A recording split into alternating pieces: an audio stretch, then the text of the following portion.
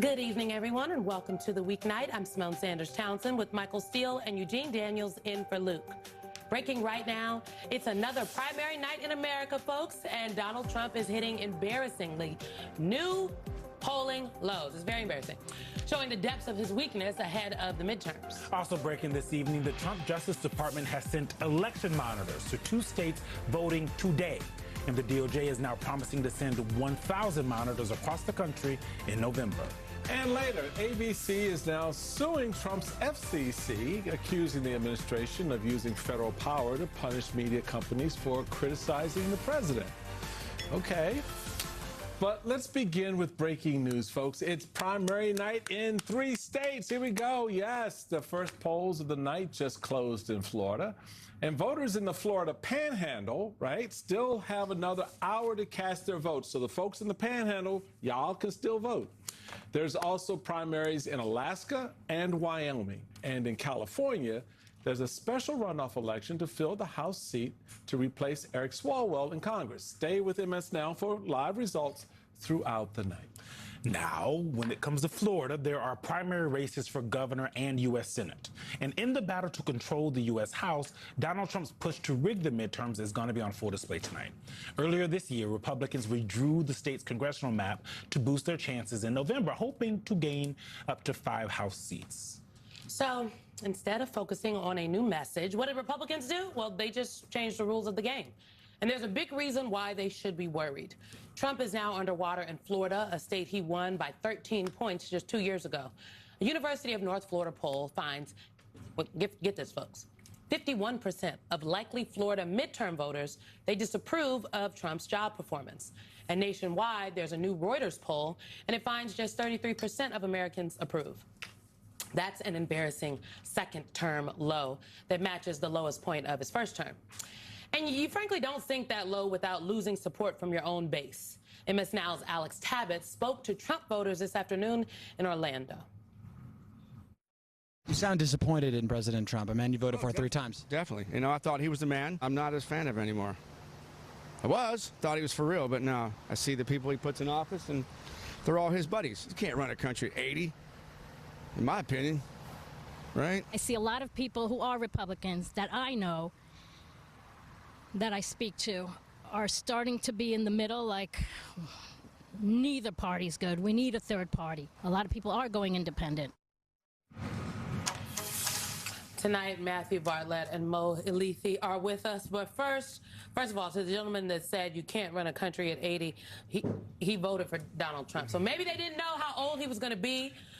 Okay, all right. Voter education is very important. Wikipedia. What I'm looking for in Florida tonight, and why I think Florida matters, is because infrastructure matters. You do not get the gains that have happened in Florida over the last couple of years without the infrastructure being built up. And what the Florida Democratic Party has done under the leadership of Nikki Fried is build up that infrastructure to the point where now Miami has a mayor that is a Democrat, which hasn't happened for almost as long as I've been alive. Jacksonville has a mayor that is a Democrat, which Jacksonville was y'all's stronghold at one point in the country. So as Republicans, I'm pointing to Michael Steele. Run some Jacksonville. So I will say that what we can learn tonight and what people should be looking for is, what do the turnout numbers look like? Even though it's a primary, is there a lot of enthusiasm, right? Are the numbers in some of these districts where Donald Trump won? There's a state Senate seat that Democrats actually flipped in Florida earlier this year, I believe, and it was in a district where Donald Trump won it by 7 points. Now a Democrat represents that. How does David Jolly do in that district? How do the Republican candidates do in that district? Those are things I'm looking at, Michael Steele. Yeah, but you're not going to see that tonight. All you're going to see tonight are primary voters doing what primary voters do. And this is a base vote, and it's important. But what it sets up, to Simone's point, I think, is this idea of what the Democrats have done in the state where they're still outnumbered. Yeah. And we'll get into some of the numbers. I know Simone was focused on that. That voter registration is scary. Voter registration. But the voter registration in Florida for Democrats is a sense of how we feel in Maryland as Republicans, right? So when you're in a blue state versus a red state, the dynamics are what they are. And so the coverage tonight is going to be interesting to look at the emergence of two candidates for governor, in particular the Senate race for sure. But what I'm looking at is just, and we got the lead in, Eugene, how voters feel about Donald Trump. Exactly. Because Donald Trump, whether Republicans like it or not, is the ballot, not just on the ballot. He is the ballot, all right? And what people will feel about him is what's going to be, I think, ultimately reflected downstream. He's a Florida man now, right? Remember, he used to be in New York. And now How you like Florida now? He's a Florida man, so he should be doing really well there. Yeah, shocking that he voted by mail. And this time, the White House called it a non-story. That's a crime, isn't He it? called it a non-story. You know something I think is so interesting about when you're talking about, and we're going to look at the numbers here in a little bit, because Simone's a nerd. I don't know that. She's obsessed with these numbers. But one of the reasons there's so many Republicans now in Florida is because of COVID. Remember during COVID, there were people who were all over the country who didn't like the restrictions because they were in blue states. They moved to Florida, and that is a large part of why you're seeing this kind of change that you've seen in Florida and giving Democrats such a hard time. But back to those voters that we heard from that voted for Donald Trump. Alex Tabbitt said, are you disappointed? I also heard fear and a lot of confusion. Every time that Alex Tabbitt or one of our colleagues talk to these voters and bring that back, or I talk to someone, they are confused why he would do this to them, and they are hurt that he would do this to them because he made them promises and they believed him. Not once, not twice, but 3 times. It's actually crazy. So, Matt, how do you see Florida tonight? Not so much as a bellwether for anything, but just the political realities beginning to set in this state. You transition from DeSantis as governor, 2 terms done. Open Senate seat for Marco Rubio will get filled. And this very dynamic governor's race, which I think people should not take their eye off of, between Jolly and Byron Donalds. Well, we think Byron Donalds possibly, is a primary. Yes, they still have work to do. I mean, listen, I think Simone, being a master of the numbers, rightly points out, listen, Florida has changed. Eugene, you're correct. That 2018 election, Ron DeSantis barely won. It was less than a percentage. Now, post-COVID, Florida is red. More people have come in. But also what you just said, that the president's numbers are near freezing. Right. And in Florida, that's going to be difficult to navigate these same issues of affordability that continue to plague this economy. So whether you're Hispanic, black voters, white, they're all breaking away from the Republican Party right now. I don't blame voters if they voted for Donald Trump. I blame the president for letting them down. Yeah. And that is absolutely going to be reflected, as we've seen election after election. Now we have a primary. Again, I'm looking at not just voter turnout, but there's also some bums out there. Corey Mills, one of the biggest bums of Congress. I know some of my Democratic friends, they might be rooting for him to win his primary to try to beat him in a general. I know some of my Republican friends are hoping he loses his primary to get him out. So yeah, it's going to be a very interesting night that will tell us some breadcrumbs for the general. There are millions of dollars in all of these races across the country. I want to stay on Florida because this point about it is trended red. I mean, Florida was trending red even prior to COVID. It's supercharged. It is supercharged during COVID. But the last time that there was a competitive governor's race, people forget. Ron DeSantis, in that general election, he eked out the win. I believe it was Andrew Gillum, who was the former mayor of Tallahassee. He lost by an extremely small margin. And so it was after that, though, I felt like Democrats didn't necessarily do the infrastructure. These are the numbers, and then I'll let you respond. Florida voter registration data, this is from the Florida Department of State as of July 31st. Republican Party, 5.6 million registered Republicans. 4.4 million registered Democrats, and then 3.3 million folks who have no party affiliation. That's the race. That's the race, right? That third category. And that number keeps going up every year while both of the others are going down. Look, one of the things we've learned about politics in the past decade of Donald Trump is that when times are good for him, his popularity is not necessarily transferable to other Republicans, but his unpopularity always is transferable down ballot. And so now we're walking into an election season where it's not the best of times for the president. He's got 33% approval rating, and people are going to do one of two things, right? And this is why I am so interested in the turnout numbers tonight. Maybe primary voters are going to do what primary voters do, but one of the things primary voters can do is stay home. Right. And if you see more energy amongst Democratic primary voters tonight than you did amongst Republican primary voters, that's going to tell you something. Because right now, those people who felt let down by the president are looking for someone to take that out on. And you got all these candidates who are going to win their primaries tonight, embrace themselves for that coming their way. The other thing I'll say, and this goes to something each of you said, the infrastructure matters. Redistricting, that's going to matter, but maybe not as well as some Republicans think it will, because they don't have the infrastructure built within the confines of these new districts. Infrastructure matters, so does candidate quality. And when you look at the cast of characters running in some of these Republican primaries, you know, Corey Mills, half of the candidates running for Byron Donalds' old seat either ran for or were elected to office in other states. Madison Cawthorn was in North Carolina. How is he in Florida? Two of these candidates are from Illinois and ran against each other in Illinois. Now they're running against each other here. So it's a mess out there. But candidate quality matters. That speaks to the overall lack of discipline of a national party and a state Republican Party. And the Florida State Republican Party has always been a little bit hanky. I remember when I was national chairman, almost out of the box, having to deal with issues because it was so hanky. But the reality of it is, what you're saying, Mo, really speaks to a lack of discipline within the party to do a number of things. One, clear out the riffraff. I'm sorry, you just don't get to show up in my state and think you're going to run for a congressional seat in my state. Didn't the president endorse one of them? And there it is, right there. There it is. Hanky. Hanky. I hope that's I'm just that. No, that's just jacked up stuff. To be polite about it. So that's why it's so hanky, because you have a titular head of the party who don't know nothing about being a titular head of anything. And so you've got that. How do you see that piece, not just in what we're seeing in Florida, but when you're looking at the other races tonight from California, you got a special, Alaska, Wisconsin.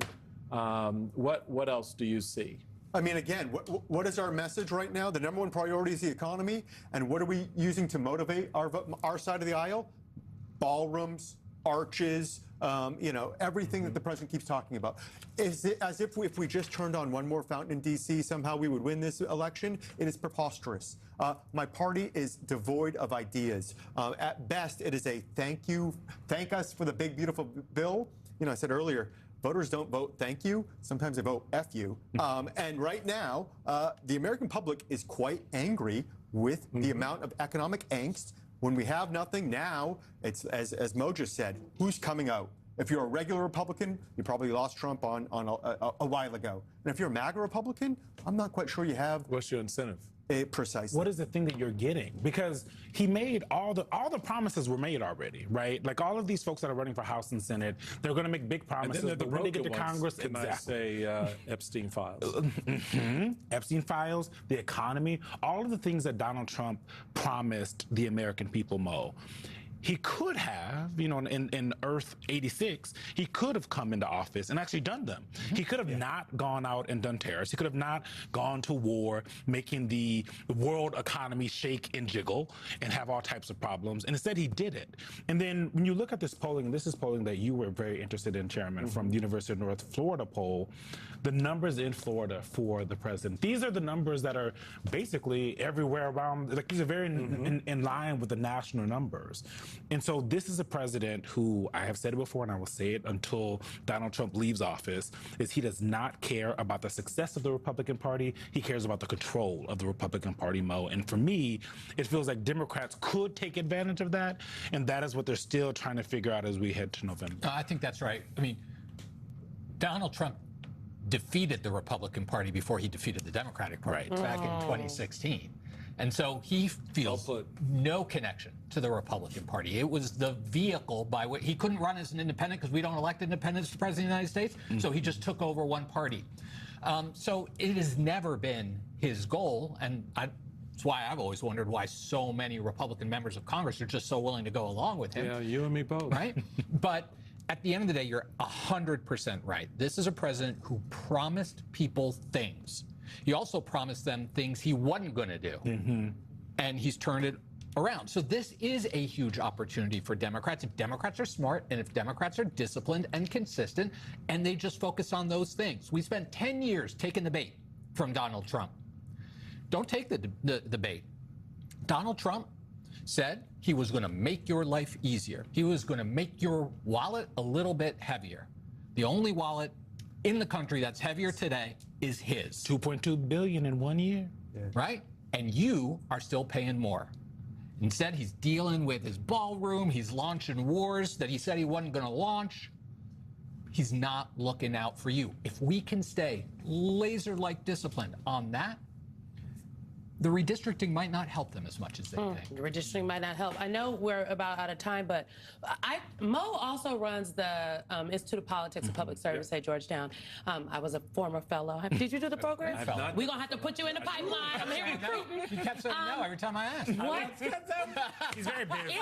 It's so interesting to be in charge, to be on campus in advance of an election. I was on campus in advance of the 2024 election, having conversations with the students. School is about to start. What can folks expect? No, I think young people, and this is going to be an interesting story, I think throughout this cycle, young people are energized and they want change. There's no question about that.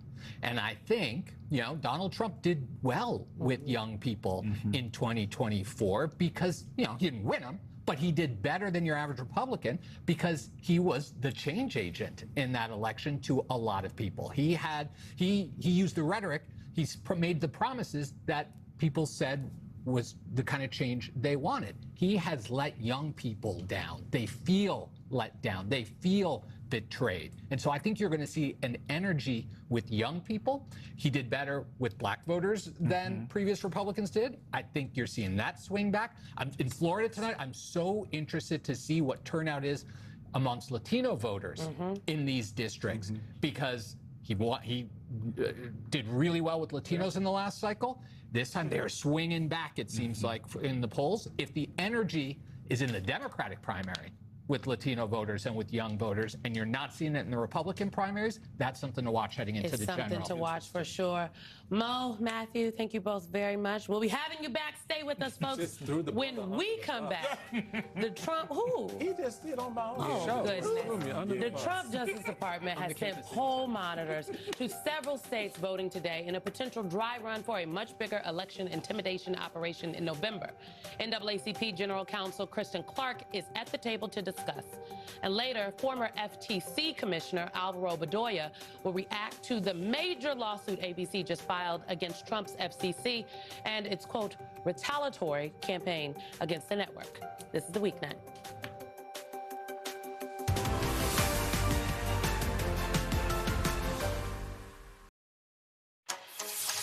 So as Americans in several states are actively voting, tonight we're learning the Trump Justice Department has sent election monitors to 2 of those states, Florida and Wyoming.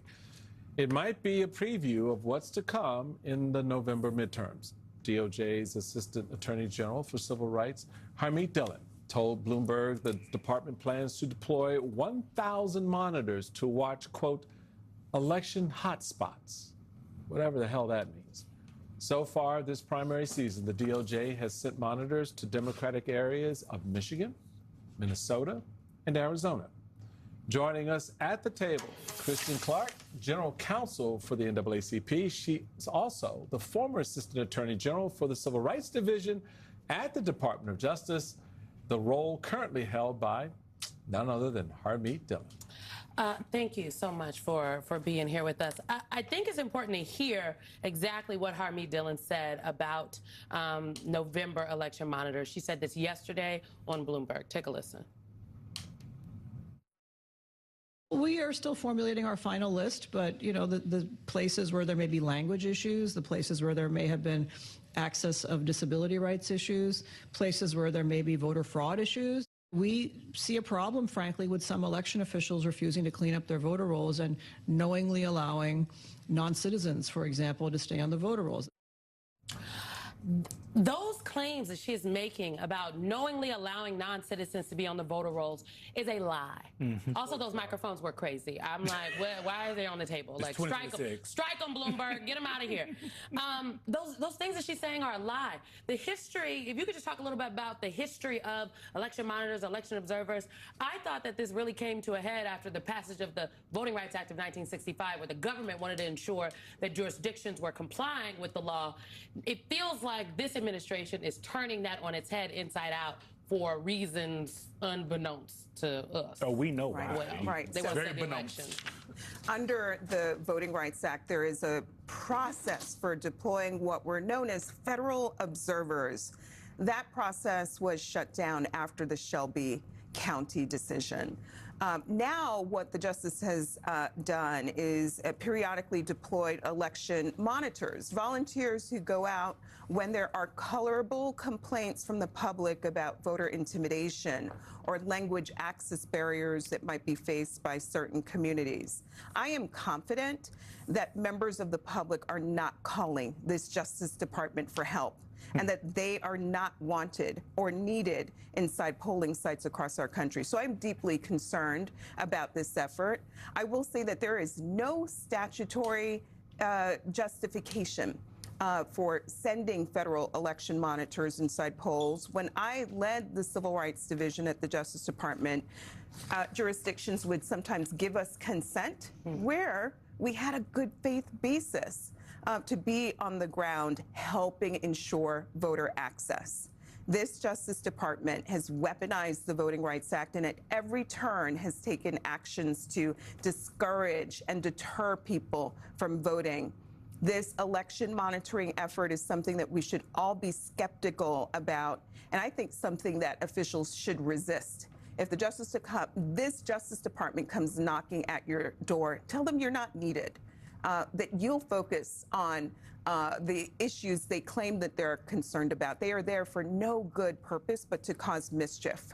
When you talked about the ways in which during the 4 years of the Biden administration, and probably all the other years of many presidencies, is when the DOJ went to help and walked in, it wasn't about invading. And that's what, when I talk to folks on the ground, whether they be actual voters, election workers at the polls, poll workers, the people who actually do all the work, it feels like an invasion. And you mentioned there's that piece of it, but you also mentioned them deterring folks from voting in different ways. While they utilize the ways in which we vote in this country, Donald Trump runs around saying that it's illegal and you shouldn't be able to do it. Donald Trump Today, his vote will be counted as a mail-in ballot. Let's listen to what the president has been saying since this year and many years before about voting by mail. And hopefully there will be no corrupt mail-in ballots, which if you watched California and so many other places, mail-in ballots are inherently corrupt. We're the only country that does mail-in voting. Mail-in voting means mail-in cheating. I call it mail-in cheating. The cheating on mail-in voting is legendary. It's horrible what's going on. Those are all lies. So in case you guys didn't know. just a real question. Donald Trump, did you just cheat?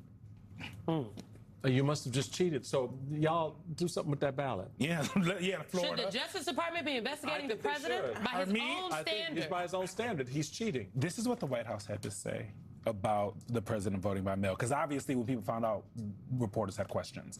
As President Trump has said, the Save America Act has common sense exceptions for Americans to use mail-in ballots for illness, disability, military, or travel.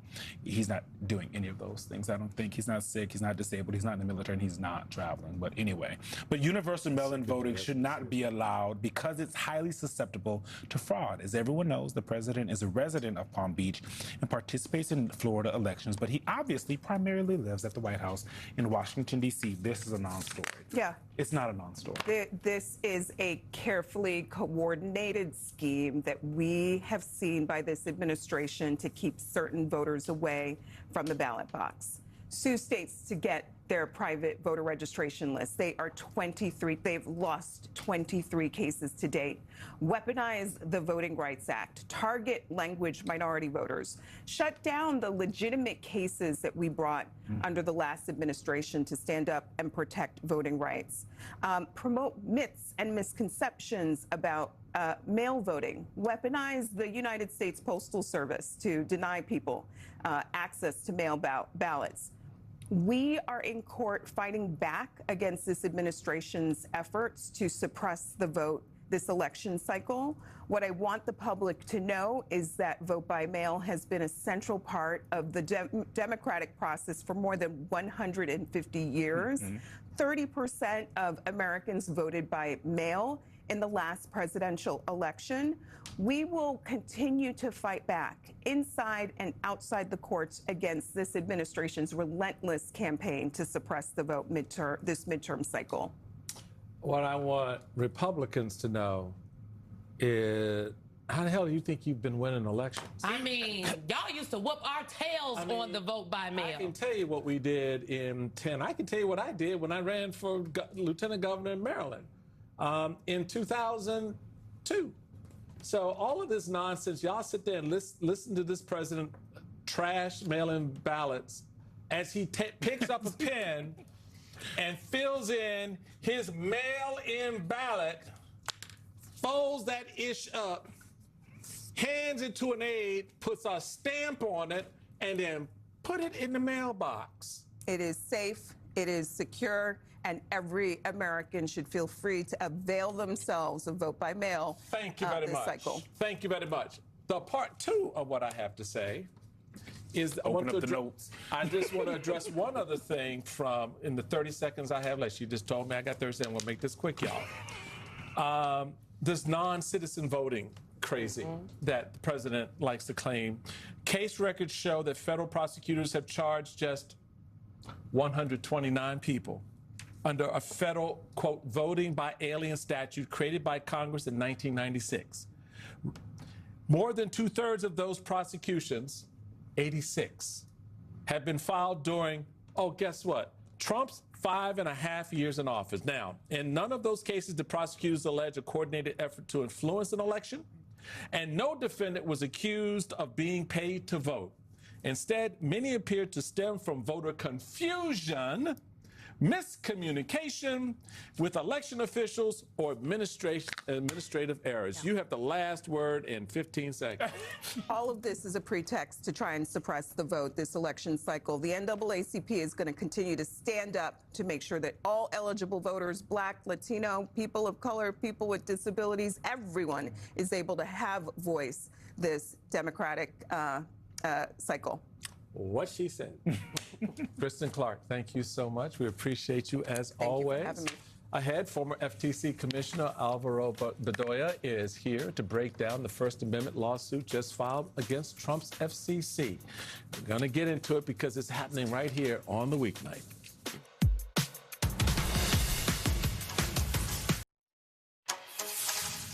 Disney's ABC has filed a First Amendment lawsuit against Donald Trump's Federal Communications Commission, arguing that the FCC's early review of the company's broadcast licenses is political retaliation for the critiques of the president on the network.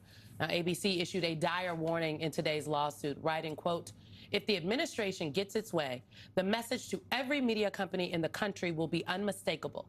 Tell only the stories the administration deems favorable or face the coercive machinery of the federal government. In such a world, the press could in no way be described as free." Joining us now is former Federal Trade Commissioner Alvaro Bedoya. Thanks for having me. Thank you for coming. This is maybe and you correct me if I'm wrong, it feels like it's the first time that we've seen a TV news organization sue this administration. That's right. And it's interesting because ABC was also the first, if not one of the first, news organizations to, as many would say, capitulate to the Trump administration and settle, I think it was $16 million for a case that was involved with George Stephanopoulos. When you look at where we are now and what this case is saying, what does that tell you about where we are as a country? And what do you think about the case that ABC has here? I think ABC has a very strong case. What the FCC is supposed to be doing is making sure these stations are protecting the public interest, protecting the First Amendment. And what's happening here, and what Brendan Carr has done throughout his tenure, is protect Donald Trump's interest. And what's almost funny here is that they're using the specter of DEI to go after ABC, right? But This has nothing to do with DEI. It has to do with the fact that, Jimmy Kimmel keeps on making fun of the president. And Rosie when she was in. And Rosie when she was on. And with the fact that ABC didn't air that bizarre primetime address from Donald Trump where he claimed that it was actually China that helped Joe Biden get elected, and there's actually 250,000 non-citizens who are voting in our elections. That speech is why Brendan Carr has decided to do these snap reviews of these licenses. So I think we're in a bad place, but we're in a better place because ABC is filing this lawsuit. Well, it's nice to see them finally catch up and understand the assignment. That's right. Drag him a little bit, Mr. Chairman, because I mean, on the View, it started looking like I done seen Marjorie Taylor Greene one too many times. Okay. Look, I love it when conversion hits and the light from whatever source sort of gives you the idea that maybe we were wrong or we misplaced the ideal before. And now they understand what the First Amendment really means, because we've had too many examples over the past, especially the past 2 years, of an abuse of that. I do want to play, since you referenced the Rosie O'Donnell piece, I do want to play a little bit of Rosie, because again, there's a thought behind this. Let's listen to Rosie. I've been living in Ireland for the past 2 years because of Mango Mussolini. I read that Project 2025 and said, gotta get myself out of here, And I decided to go to Ireland, a place where people are driven to drink regardless of who's running their country. Then that's tamed by a whole lot of standards, but it doesn't play well in certain circles in this new Washington. And at the core of this is that particular aspect of our political speech and our First Amendment freedoms to actually have entertainers like Rosie or Kimmel and others who have paid, unfortunately, a price because they exercise their freedoms and they entertain the American people.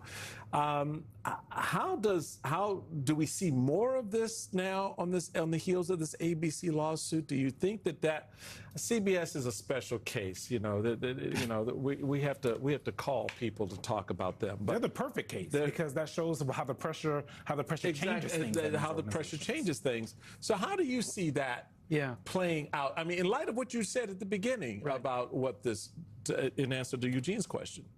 I think the founders understood that telling people to shut up does not actually make them shut up. I think they got that. And they said, no, more speech. We're going to go with the more speech. And so, look, I do think we're going to get more of it. But what I kind of think is darkly funny is that this White House believes that by threatening people, by telling reporters in the Oval Office, shut up, you're mean, they're actually going to stop people from talking about how we're losing this war in Iran and how 250,000 people left the economy last month and how sailors are eating rotten meat in the USS Lincoln. It doesn't make sense. We will talk more about those things when you browbeat and threaten whether it's Disney or White House reporters in the Oval Office.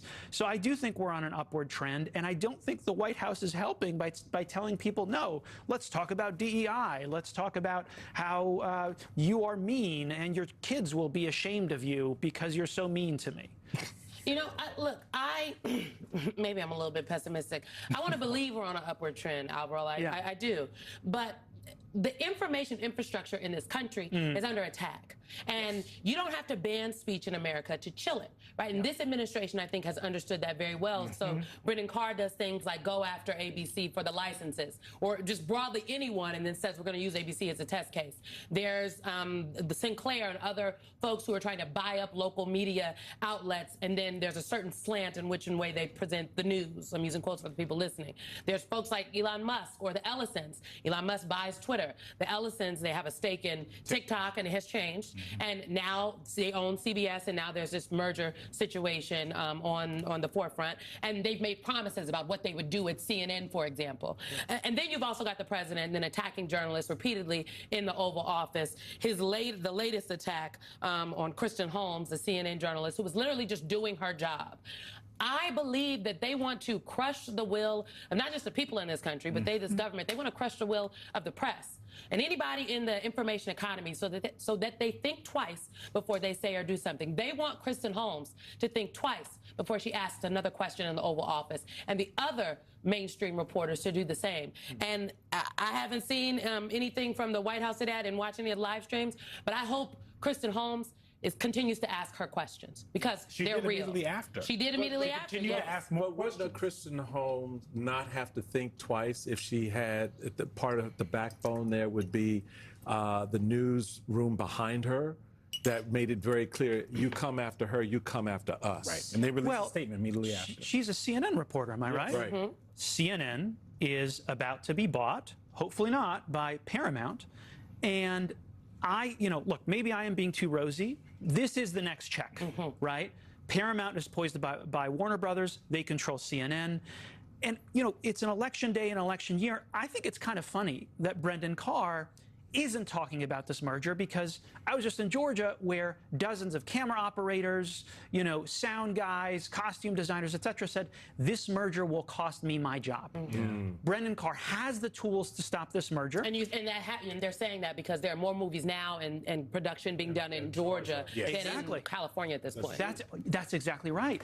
So people in Georgia, right, big state this election, are saying this will cost me my job. Brendan Carr has the tools to stop it because they need extra special approval because Qatar, Saudi, and Abu Dhabi are going to own a huge chunk of this thing, and he's not saying a word about that. I think that's wild, and I think it speaks to the fact that this president cares more about loyalty than he does about jobs, and he certainly cares more about loyalty than he does the First Amendment. Loyalty and beating his enemies, right? Like so much of what we see. But now the enemies are the American people. The enemies are everybody. Anybody who's not on his side. Exactly. Anyone who's not parroting what he's saying, anyone who's not feeling what he's feeling, anyone who's not accepting the lies that he is telling the American people about the economy.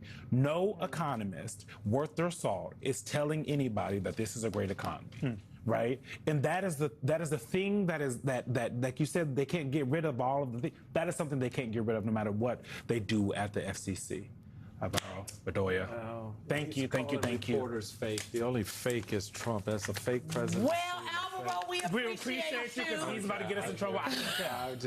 You can tell. Be quiet. In just a moment, with more polls closing at the top of the hour, we're going to zoom in on the fierce backlash over AI data centers and how it's impacting primary races across the country right here only on The Weeknight.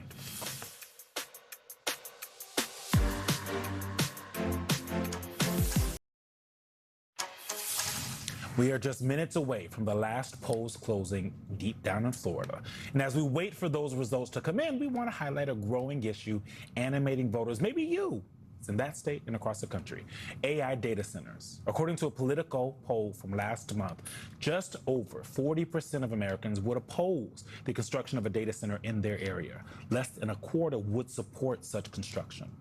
And as this backlash grows, candidates in key states like Texas, Wisconsin are making data centers a focal point of their campaigns. And just so we can update the people as we're getting, the Associated Press has projected that Debbie Wasserman Schultz has won in the primary in her district, a district that she was redrawn in.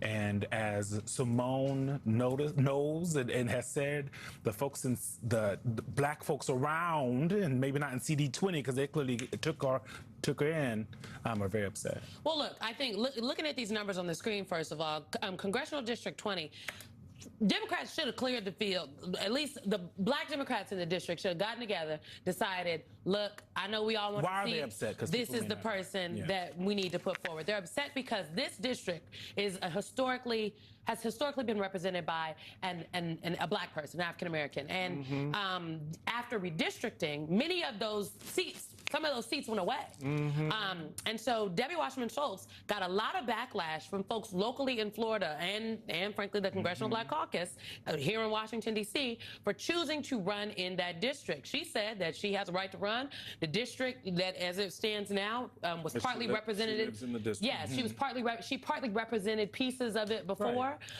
And clearly, the people in the district do not have issues with. They don't have issues with Debbie Wasserman Schultz because they elected her. 47 to 22 so far. far. With 82% in? With 82% in, no. So that means the African-American community in that district supported her. She was the only white candidate in the race, by the way. Well, again, irrelevant.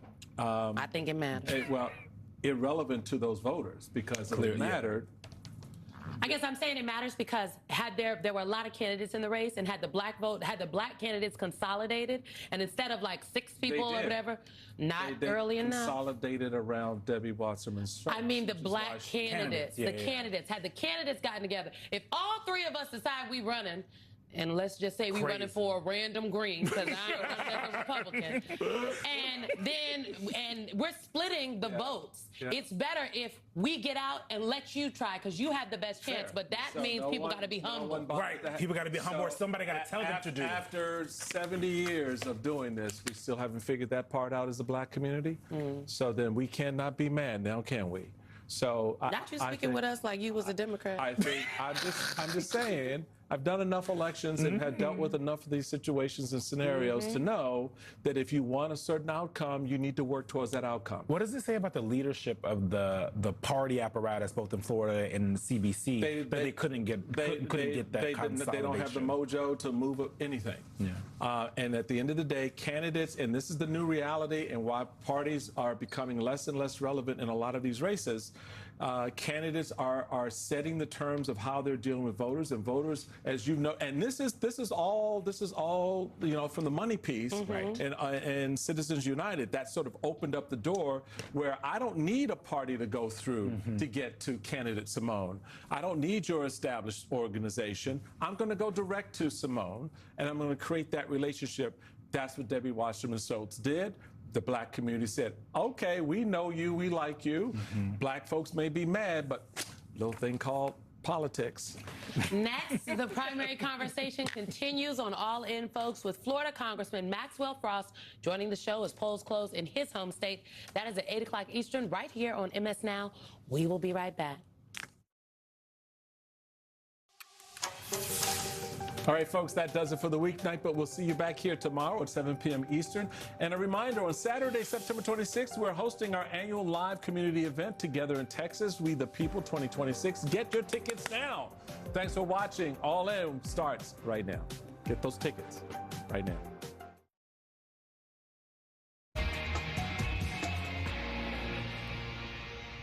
Good evening from Washington, D.C. I'm Vaughn Hilliard in for our friend Chris Hayes tonight. And folks, it's Tuesday, which means it is election night in America once again. And polls have just closed this last minute in Florida, where we are covering a bunch of important and dynamic races. We can now project that Byron Donalds, a MAGA acolyte of Donald Trump, will be the Republican gubernatorial nominee in the state of Florida. He will face off against David Jolly, the former Republican congressman who left the GOP after Trump's election.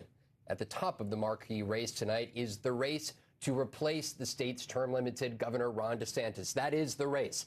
Crucially, DeSantis, he did not endorse in the Republican primary, but as we are watching here, these results come in, Byron Donalds efficiently pulling off a sizable margin of victory over the likes of this candidate, James Fishback, somebody who was a controversial figure within the Republican Party. There was speculation at one time that DeSantis' wife would run for office. That never actually came to fruition. But with the AP projecting that Byron Donalds has won the Republican gubernatorial race here in Florida for a general election that is going to be about 2.5 months in the making here, he did receive the endorsement of Donald Trump. He is somebody who was once floated as a potential Speaker of the House. He's also an election denier who voted to overturn and object to the 2020 election results, one of his first major actions upon entering Congress in 2021. He faced a crowded Republican field, including James Fishback. We could spend a long time tonight about the offensive racist comments he's made during this primary campaign, including calling Donalds, who would be Florida's first black governor, quote, a slave to donors and a DEI Republican. Despite those appeals to MAGA identity politics, he didn't win the nomination, but we wanted to see what ultimately the share of his vote here tonight would look like, and we're looking at about 10%. This was a big question mark, not just for society as a whole, but within the Republican Party, about just how far right just how many voters were looking to somebody that spewed racism and often anti-Semitic rhetoric on the campaign trail quite openly. On the Democratic side, the gubernatorial nominee may be a familiar face to viewers of this network, former Republican Congressman David Jolly.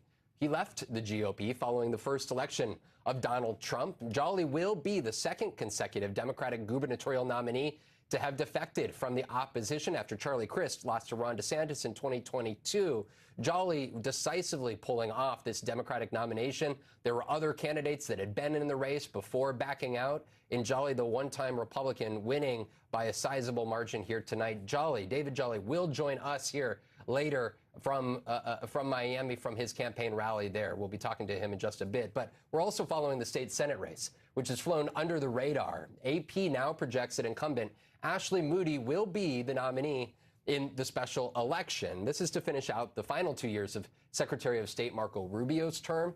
We can project on the other side, on the Democratic side, that state legislator Angie Nixon, who has the endorsement of a number of progressive groups and legislatures, she has defeated Alexander Vindman, who folks will recall was the whistleblower from Donald Trump's first impeachment. This is a major victory for the progressive movement down in Florida. This is, of course, it's a deep red state over the course of the last few election cycles, and Moody is heavily favored to win in November. But her low-profile campaign still has some Republicans worried in the state, with one anonymous party activist telling Politico this month, quote, she has got all the cards in her favor. She's a sitting senator backed by the two most popular people in Florida, Trump and DeSantis. Yet despite all that, she seems incapable of capitalizing on it.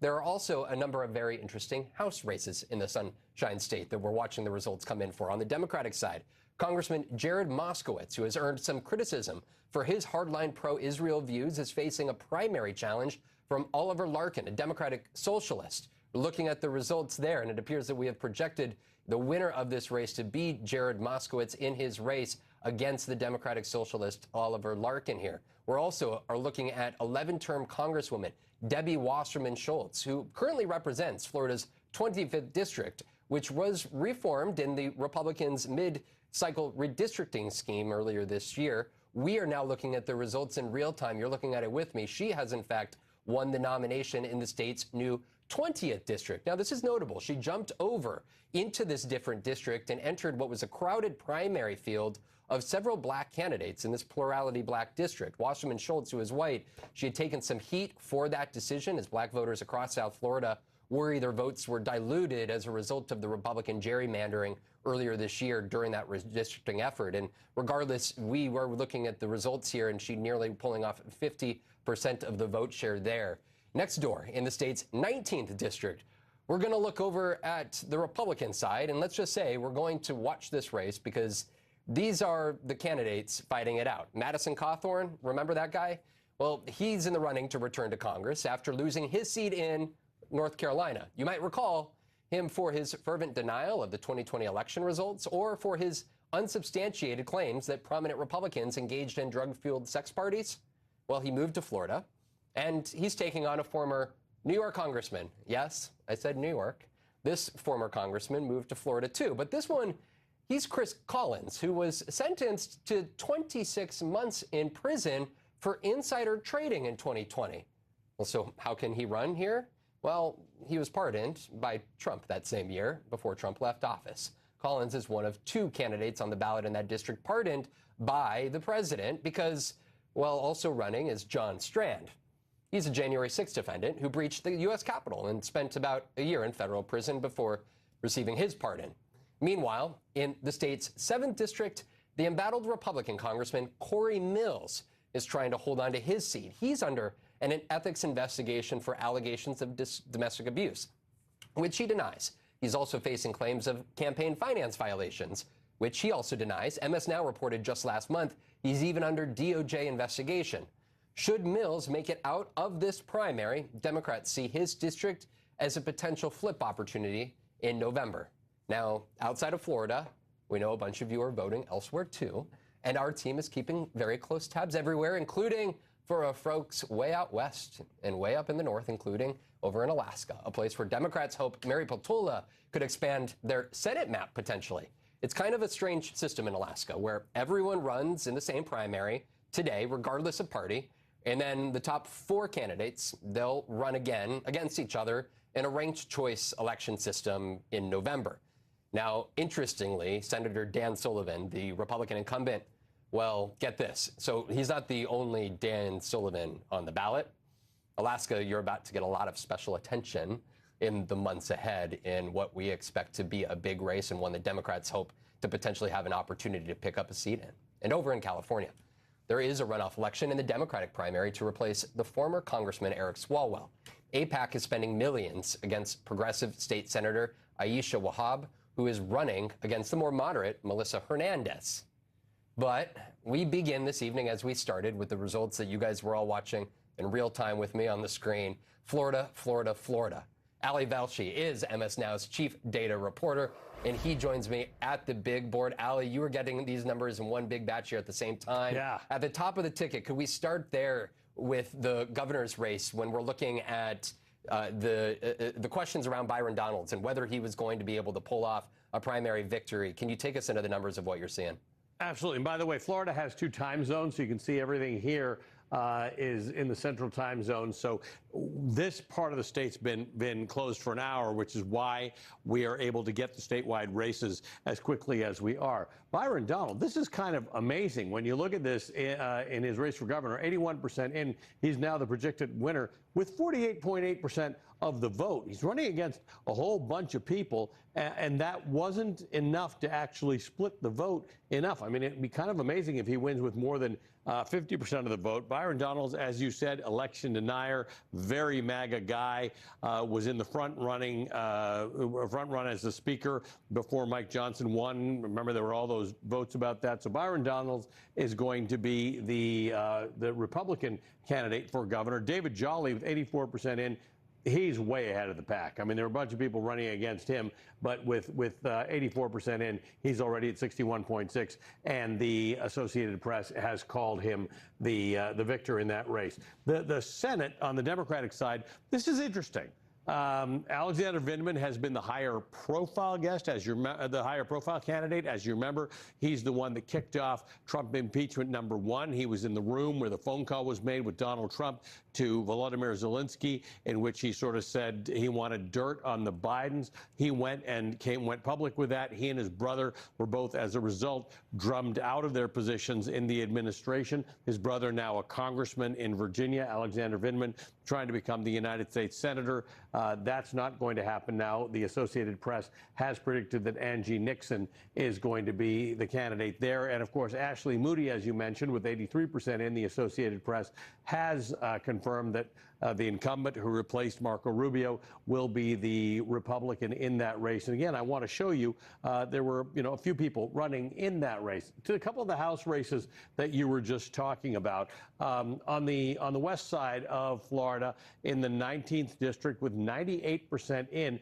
Jim Schwartzwell has been projected the winner with just 30% of the vote. As you mentioned, very exciting race around here, which is why he's the projected winner with just 30% of the vote. His closest competitor is Christina Loff with 21.8. Madison Cawthorn, not really clear why he's running for a seat in Florida, 8.5%. Chris Collins, former congressman from New York, not really sure why he's running in Florida, 7.4%. John Strand. So with a lot of splitting in that vote, you've still got Jim Schwartzwell running ahead there. He's winning. Let's go to the Atlantic coast over here. A couple of very interesting races you talked about.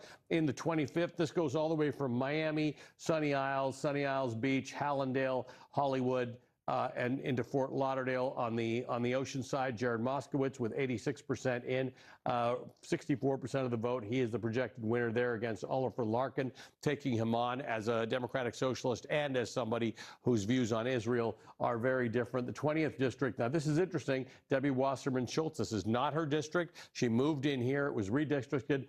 82% in. She's got 47.8% of the vote. This is very interesting because this is a district that has about 40% of the vote is black, but all of the other candidates in this race were black. They've all split the vote. It's unclear if she gets 47.8% if she gets more than 50% of the vote or not. And I want to go to the 7th district right now. Let me just let me get there. Here we go. 7th district. Right now, I think we've got a call coming in right now. Yes, Ryan Elijah is the projected winner with 82% in. This, of course, you mentioned is Corey Mills. He's the incumbent there. Got all sorts of problems in DOJ investigation potentially and an ethics investigation. 34.4% of the vote. However, he's still got a pretty good turnout there. But at 46.9%, Ryan Elijah will be the Republican candidate in the 7th district of Florida. So we got a lot more coming in right now. We're going to get Alaska a lot later in the night. But I got to say, for people who like politics and who like data and who like all the complexities about voting, Alaska is going to be a great one to watch. Ranked choice voting, 2 people with the same name running on a ballot. Mary Peltola, a very interesting story. And remember, this is a state in which Lisa Murkowski was not on the ballot. People wrote her name on the ballot and spelled it correctly, and she became a United States senator. So I would say stay up late and watch Alaska tonight as well. My friend, we have a few more numbers we're going to want to run through with you here in just a little bit here. But we want to turn right now, we want to turn right now to Congressman Maxwell Frost, Alejandro Frost. He's a Democrat from Florida, represents the greater Orlando area. He's running unopposed tonight and in November as well. Congressman, appreciate you joining us here tonight. I just want to start off at the top. For a lot of folks that look at Florida, you guys are politically diverse, dynamic, interesting, sometimes difficult to make sense of. But I want to remind folks that back in 2018, Ron DeSantis only narrowly beat a Democrat for governor. Can you explain why Democrats should be paying attention to the gubernatorial race, to the Senate race, and some of these key congressional races and the extent to which Democrats have a chance in November? Yeah, you know, oftentimes Florida's mischaracterized as a red state. And the fact of the matter is we're not a red state. We're an under-organized state. And when you look at the results from year to year to year, just look at the ballot initiatives that happen in the state of Florida. Very progressive policies, people first policies, $15 minimum wage, things like ensuring that we have a right to vote for everybody, especially after you've served your time. These things pass with flying colors, which means that for so long, there's been a disconnect between the policy and the politics. And I believe that tonight, Florida Democrats have put forth 2 amazing individuals, Angie Nixon and David Jolly, to put together a superstar ticket that I think is going to inspire people across the entire state of Florida and bring people together. It's not about D versus R. It's not about Democrats and Republicans. It's about people versus the problem. And I know they're going to speak to different people across our coalition as Democrats, but honestly, across our coalition as Floridians who care about a lot of the same things. So I'm looking forward to a decisive win in November. We need people to do everything they can to support Angie Nixon, who pulled out an amazing victory today. People have to know she was outspent by a lot of money, but this is what happens when you run a people first campaign. You can donate to her at angienixon.com. And David Jolly, same thing, davidjolly.com. We need all the resources we can take. I know a lot of people have given up on the state of Florida, but remember, just 4 years ago, they sent the first Gen Z guy to the United States Congress. That's me. And come this November, we're going to kick Ashley Moody out from being a senator and elect Angie Nixon, and we're going to elect David Jolly to the governor's mansion. Congressman, can you make sense of sort of the big tent Democratic Party that we're watching? Because I know, well, you were campaigning for Abdul Al-Sayed in Michigan. I know days later you were on the campaign trail going door to door with David Jolly, a one-time Republican member of Congress. And now you're backing Angie Nixon, a progressive who you endorsed in this primary, as well as David Jolly. Can you give me a sense of whether both of these types of candidates can exist and can both win at the same time and appeal to a broad enough part of the Florida electorate in the same November? They can. And, you know, I think part of the problem is oftentimes in politics, in our kind of echo chamber that we have, we label people, right? Progressive, moderate, this, that. But I promise you that the average person that today is going to fill up their car and can't afford to do it, that today is seeing their rent increasing, that today is being essentially priced out of their homes because things are just way too expensive, they don't go in the voting booth and say, who's the progressive? Who's the moderate? Who's the this? Where on the ideological spectrum are they? People don't care about that stuff. This is some like academic, like political echo chamber conversations that we have that the average person doesn't have. You know what they're talking about? The fact that everything costs too much and nobody has any money after they've paid all their bills. That is what they care about. Angie Nixon has a platform to handle that. David Jolly has a platform to handle that. And that's why I endorsed both of them in the primary. And they're also talking about the issues that I think will bring people together no matter what party you're in. I was proud to see David Jolly stand very tall and say, hey, listen, we are going to put forth a data center moratorium on AI data centers because we don't want to destroy our environment and we want to make sure that we pass laws to protect working people. These are the type of things that are going to build the broad coalition we need in the state of Florida to win. Look, I'm proud to be a progressive. I'm also proud to be a Floridian and someone who's been organizing in the South since I was 15 years old on the issue of ending gun violence, a pretty controversial thing sometimes. But what I've found is that when we put all the labels aside and we just talk human to human, there's so much more that connects us than divides us. That is what David Jolly and Angie Nixon are going to be running on, while the other side is going to be telling their people, hey, the reason you can't afford your groceries is because your next door neighbor that might be an immigrant, or your next door neighbor that might love someone or live a different life than you. Angie Nixon and David Jolly are going to focus on the fact that for too long, politicians are pushing us to look around at who to blame instead of looking up at the spineless politicians, mega corporations that have been rigging the system for far too long. That's not a D versus R thing. That's a human thing. That's a working person thing. I love this state, and I know that in November, we're going to deliver the votes necessary to send them both to Washington, D.C. and Tallahassee. Congressman Maxwell Frost will be watching your state very closely here over the next 2.5 months. All the best for you on the trail. We'll be talking. Thank you. Hey, don't go anywhere. We'll have more results as they come in, plus a deeper look at some of the most problematic candidates Florida is currently offering. All that right up next.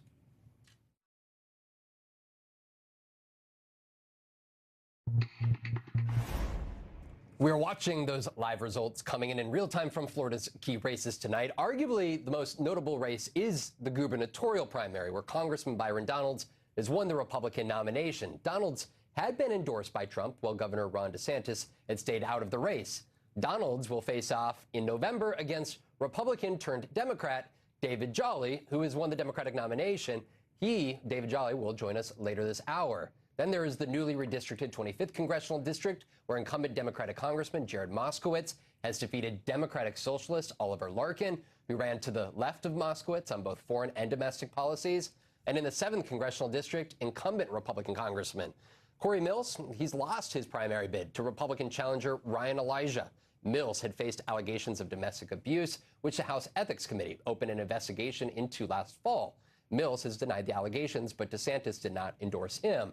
And while Trump did endorse him in February, he had left Mills out of a number of endorsements he posted on social media running up to today's election. Joining me now, our former Democratic Congresswoman from Maryland, Donna Edwards, and Mark Caputo, a longtime Florida political reporter and now Trump White House reporter for Axios. Both of you, appreciate you guys joining. Congresswoman, I want to start with you. State Representative winning this race, Angie Nixon, against Alexander Vindman. But then on the other side, you have David Jolly, a former Republican congressman turned Democrat, handily winning his nomination. What do you see the path for both of these candidates and their potential to take back Florida at the governor level and at the Senate level? Well, first of all, I think there's going to be a huge turnout in November. And I think that what that means is that one or the other, probably David Jolly, is really going to carry that ticket, down ticket. I also think that it means people want change, and they want people who are responding to their concerns. I mean, we've heard it from voters over and over again in this cycle. You know, gas prices are high, electricity is high, the cost of living is high, and they want people who show up and say they're going to do something about it. And these two candidates, more than anything else, more than their, party line identification in politics, really speaks to those concerns. Mark, I think I trust you more than anybody on Florida. The last time you and I sat at a table was having lunch down in Florida, where we were talking about politics. And when we were colleagues at NBC, we trust you to be the one that would say the realistic position of Democrats in order to make inroads against Republicans. Right now, Byron Donalds sitting at about 50%. Is it realistic to believe that, Fishback gets 10%? Is it realistic to believe that only that 50% number is a concerning data point that would give Democrats an opening to win? I wouldn't say it would give them an opening to win, but it's a sign that Byron Donalds has some weakness, and David Jolly's performance is a sign he has some strength. Environment, even the Trump people in unguarded moments will acknowledge, is very difficult. So it's going to be a difficult rope for Jolly to walk because he's probably going to wind up campaigning along a very progressive candidate, Angie Nixon. How he handles that, we're not quite sure. Republicans are doing backflips about the idea, like, finally we've got a Democratic socialist to run against statewide, and it's going to be in Florida. At the same time, the electorate has heard this sort of socialism attack a number of times. At least on the Democratic side, they've sort of ignored it. And how the parties respond to it going forward, I'll admit I have no idea. I've never seen this before. The fact that Byron Donalds was endorsed by Donald Trump in the MAGAville state, the headquarters of where he lives, and he didn't poll 50% or more, it's going to be concerning to him, and it means that Donalds has a lot of work to do. Now, that said, I do know Donald's team, and I know Donald's, as well as I know Jolly and his team, that Donalds is probably going to work pretty hard to shore that up. So it could be a real bruising race and a lot closer than we expected. You wrote in a piece that published here today for Axios that you had a conversation with a Republican political consultant who referred to tonight's Florida races to you as, quote, it's like Florida man is having his own elections right now. There were some of these House races, Corey Mills going down, Madison Cawthorn not winning the primary. For Republicans that, right, they went through the redistricting process to try to pick up some seats here. What is the reality that you're looking at based on these primary results of how you expect these House races to go down? Well, we haven't talked about Representative Soto. He was essentially drawn out of the seat in Orlando. It looks like he's probably going to lose that. But again, the environment could really be bad for Republicans. Moskowitz winning and winning as well as he did, there's a double advantage for Moskowitz in that newly drawn Republican seat, which is he had a leftist candidate spend hundreds of thousands of dollars calling him a DeSantis Democrat, DeSantis' favorite Democrat. Well, in a Republican seat, that's gold for the Democrat. So there's a 20-8 split in Republican-Democrat in Florida. Republicans were hoping after redistricting to make that a 24-4 split, but it looks like those margins might be a little tighter. Congresswoman, MS Now's Alex Tabbitt spoke with some voters in Orlando earlier, including three Trump supporters, three-time Trump supporters. I want us to take a listen to some of their remarks. I wish it would end already and start taking care of ourselves and just, you know, take care of America first. We can't help other people if we're not taking care of ourselves. Are you benefiting from this war? No. Who's benefiting from it? Look at fuel prices. We went to Costco yesterday. It's ridiculous in there. Everything's expensive. We got to stop these wars. They cost time and money and lives. Congresswoman, you served through unpopular presidencies. How immune are Senate, gubernatorial, and House candidates from frustrations from three-time Trump voters like that? Not immune at all. I mean, I think if what you mean is whether these Trump voters are signaling what's going on in the entire electorate. People are this war is just so damning, and for Trump voters, they're like, why isn't he paying attention to me? They go out and they buy gas, and gas is so expensive they can't afford it. They go to the grocery store. Heck, I went to the grocery store yesterday to buy cherries, $17 for a bag of cherries. I mean, people can't afford this economy, and I think that you're seeing that play out in these elections. And I think with Donald Trump's numbers so low as they are, that will inevitably have a spillover effect in all of these elections. Mark, top line, do Democrats have a chance in the gubernatorial race and the Senate race? Yeah, they have a chance, but a lot of things have to break their way. Is it worth spending money if you're the Democratic Senatorial or Democratic Governors Association? Well, I can't really advise them to that, but I would say that the Democratic candidates need to do everything right. The registration advantage is so great for Republicans in the state that it is a very tall mountain to climb. If this was the 2018 electorate, now with the gas prices being what they are, I would answer you in a more bullish fashion for Democrats. I'm not saying Democrats don't have a shot, but it's very difficult. Mark Caputo, Congresswoman Edwards, we appreciate both your times tonight. Thank you. Thanks. And still ahead, Peter Alexander talks to the first CIA officer to transition openly about the Trump administration's push to remove scores of dedicated civil servants. That's up next.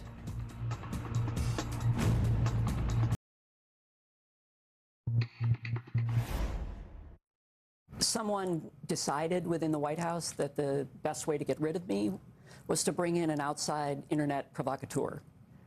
And so it hurt because nothing I had done, not my service to them, not my war zone service before, not which bathroom I used, none of it mattered. All that mattered to them was that they couldn't be seen to have a trans person working in the White House.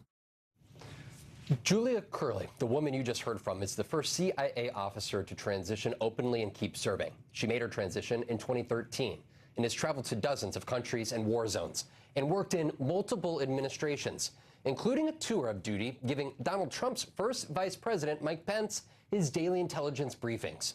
When Trump returned to office last year, Curley was the senior intel official in the White House at that moment, the director of his National Security Council. But as Curley writes this week in The Atlantic, she was suddenly fired just after right-wing provocateur Laura Loomer posted online that there was a, quote, transgender intelligence operative in the White House. The White House responded by saying the president can fire whoever he wants, and the administration fired Curley, even though they had always known she was transgender, and they relied on her expertise every day. In fact, she writes, quote, no one has affirmed my gender identity quite like Mike Pence. On my last day, I gave him a letter. I wrote, I'm a transgender CIA officer, a wife, and a mother, and I served the vice president. Anything is possible in America. I told him many people at the CIA hadn't believed that a trans officer like me could serve someone like him. Well, he said, I'm glad I passed the test. In that moment, it felt like the battle had been won. Peter Alexander joins us now. He, in the very first TV News interview with Julia Curley, talked with her about the Trump administration unjustly pushing out scores of dedicated civil servants like herself simply because of who they are, an attack on both civil rights and national security. Peter, I'm so glad you talked with her, and thank you for joining us. Why is Julia Curley speaking out right now with you? Well, first of all, she is incredibly compelling and courageous, obviously, as a function of her experience. She had spoken 10 years ago under a pseudonym, sharing her experience. Now she wants to come out publicly and speak about it because, as she detailed to me, there is a palpable fear among members of the LGBTQ plus community right now throughout the administration. You remember on the first few days, there were about 160 members of the National Security Council who were quickly dispatched of fired. 100 trans members who were let go, pushed out, intelligence officials by Tulsi Gabbard just a couple of months into this administration. And she said she's speaking out because those other individuals are not in a position to do it. She said her mantra has always been, Vaughn, service before politics and country before self. And that's why she stuck around even when President Trump returned in this second term, and even when her boss said to her she could likely be targeted, she should, he had suggested, consider resigning. I want to play more of your first TV interview with her here about particularly her relationship with Mike Pence.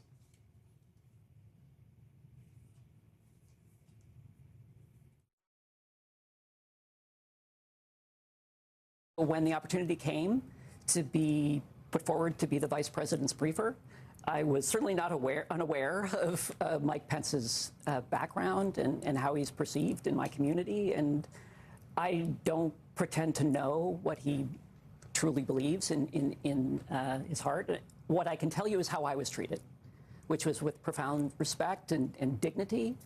And I found him to be an excellent user of intelligence, which in an administration where that wasn't always the case was a profound privilege to get to do that. Striking that she said he was such an excellent user of intelligence when she said others in this administration have not been as much. Of course, Mike Pence, who, as you having covered in the past, know well, opposes same-sex marriage, opposed transgender service members in the military. That's why she was anxious when she would be briefing him initially, but she said she could not have been more appreciative for the dignity and respect with which he treated her always. There's many layers to a human. I was actually told after your interview by somebody that used to work with him that the three individuals that had given him intelligence briefings were all members of the LGBTQ community. I also want you, though, to talk about part of your conversation about the war in Iran.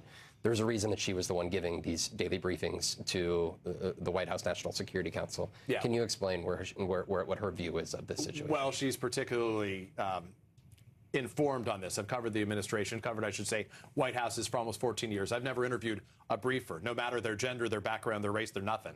That's not someone that you get to speak to very often. So her expertise is particularly unique as we consider this war right now. Let me play for you, if I can, very quickly, what she had to say specifically about the war that she describes as a terrible disaster taking place in Iran right now. Go ahead. Well, it's been a disaster from the beginning. It's been a disaster because both the intelligence that could have foreseen and had foreseen for many, many years in public war games that the Iranians would close the Strait of Hormuz, that the supreme leader would be replaced if he had been killed, all of that was available to the White House if they had been willing to hear it. But they had sent a clear message to the intelligence community that only the messages that the president wanted to hear would be allowed.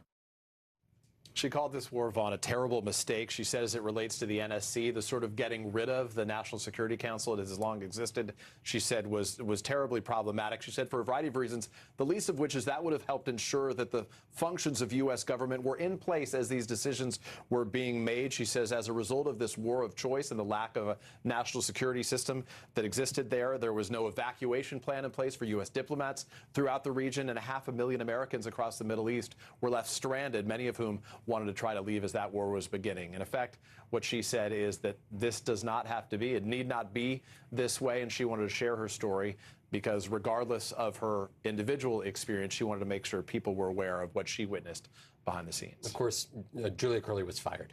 Yep. What is Julia Curley doing now, and is there a legal case that she has against the administration? Where does she see her next path? It's a good question. There is not, that we know of, a legal case that she is pursuing at this time. She is working for Lawfare and helping sort of trying to stay engaged in this process. I asked her after our conversation if she intended to return to the intelligence community in the future, perhaps under a different president. She very much said that she would be open to doing that in the future here. We should note she's a mom. She has 3 children, of course, so she has an experience like a lot of these civil servants who have lives outside of their responsibilities as well. We're going to see more of this first on MS Now conversation tomorrow on State of Play. But what really struck me, I think, more than anything else was the message that she wanted to deliver to President Trump himself. We will play it in its entirety for you when you join us tomorrow. But in simple terms, what she said is, her language was, that he is casually throwing away dedicated officers, individuals like her. She said she didn't quit when others suggested that she leave because she had a duty to serve and ultimately felt that she was forced out. We appreciate Julia sharing her story with you and for you being with us here tonight. Appreciate it. You. And tomorrow, be sure to watch the whole interview on State of Play with Peter at 11 a.m. Eastern. Still to come tonight, David Jolly joins us next from his victory party after cinching the Democratic nomination for governor of Florida. That's next.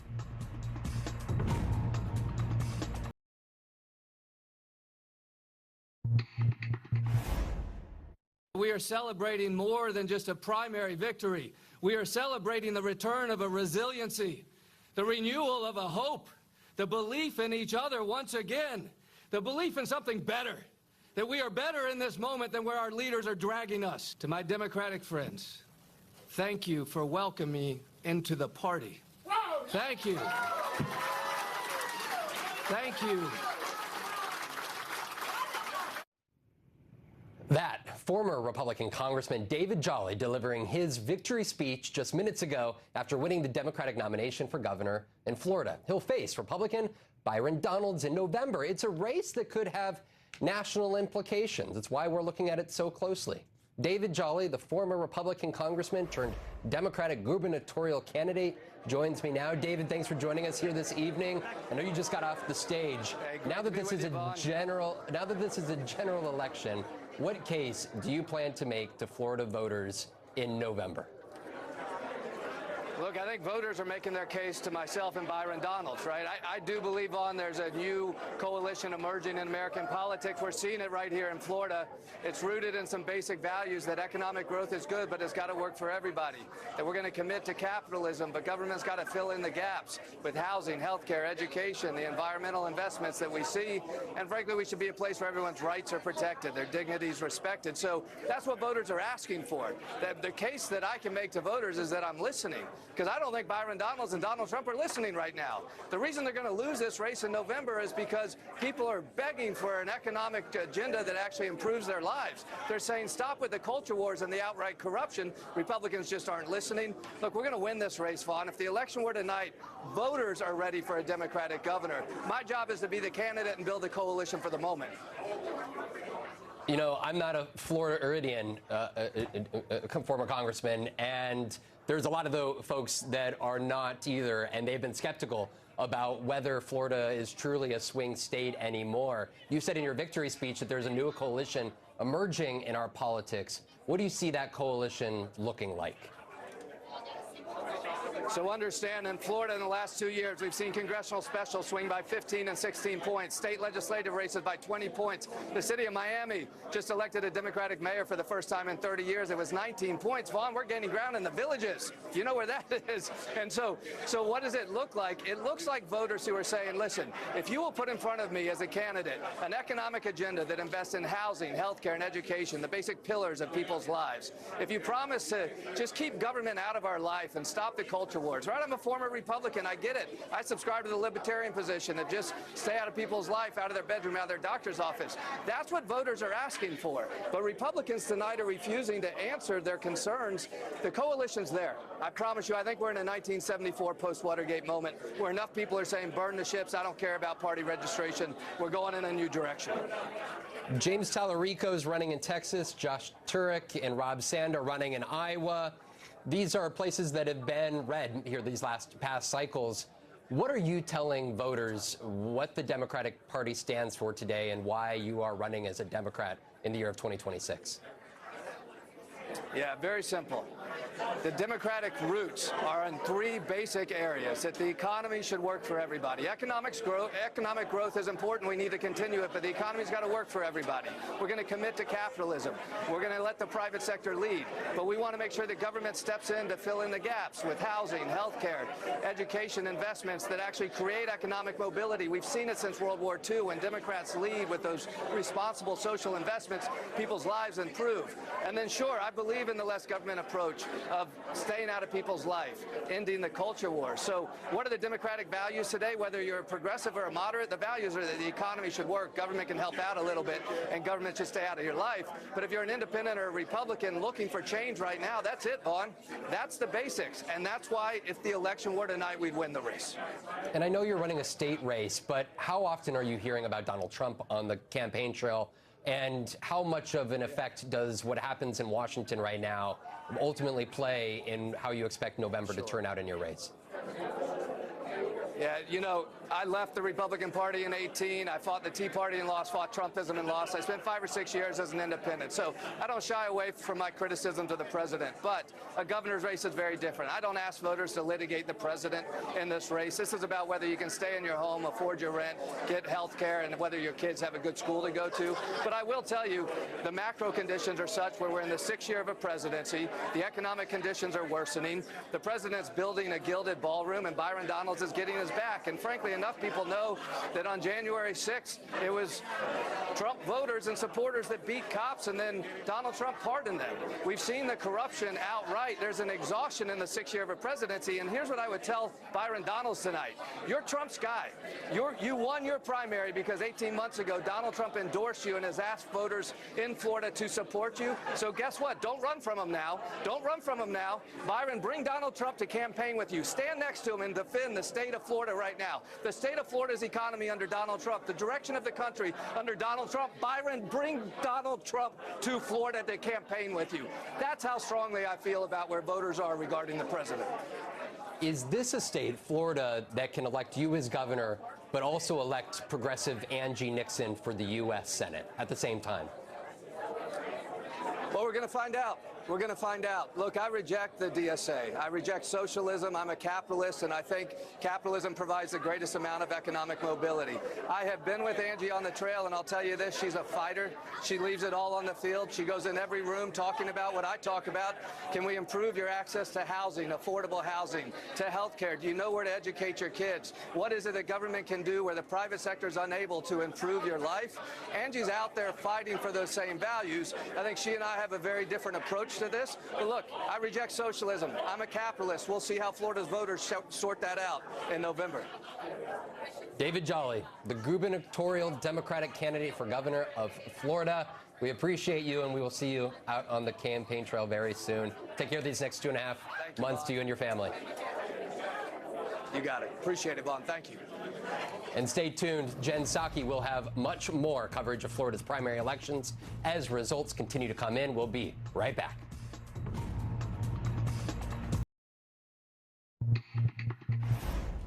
That is All In on this Tuesday night. Our primary election coverage continues now with Jen Psaki. Good evening, my friend.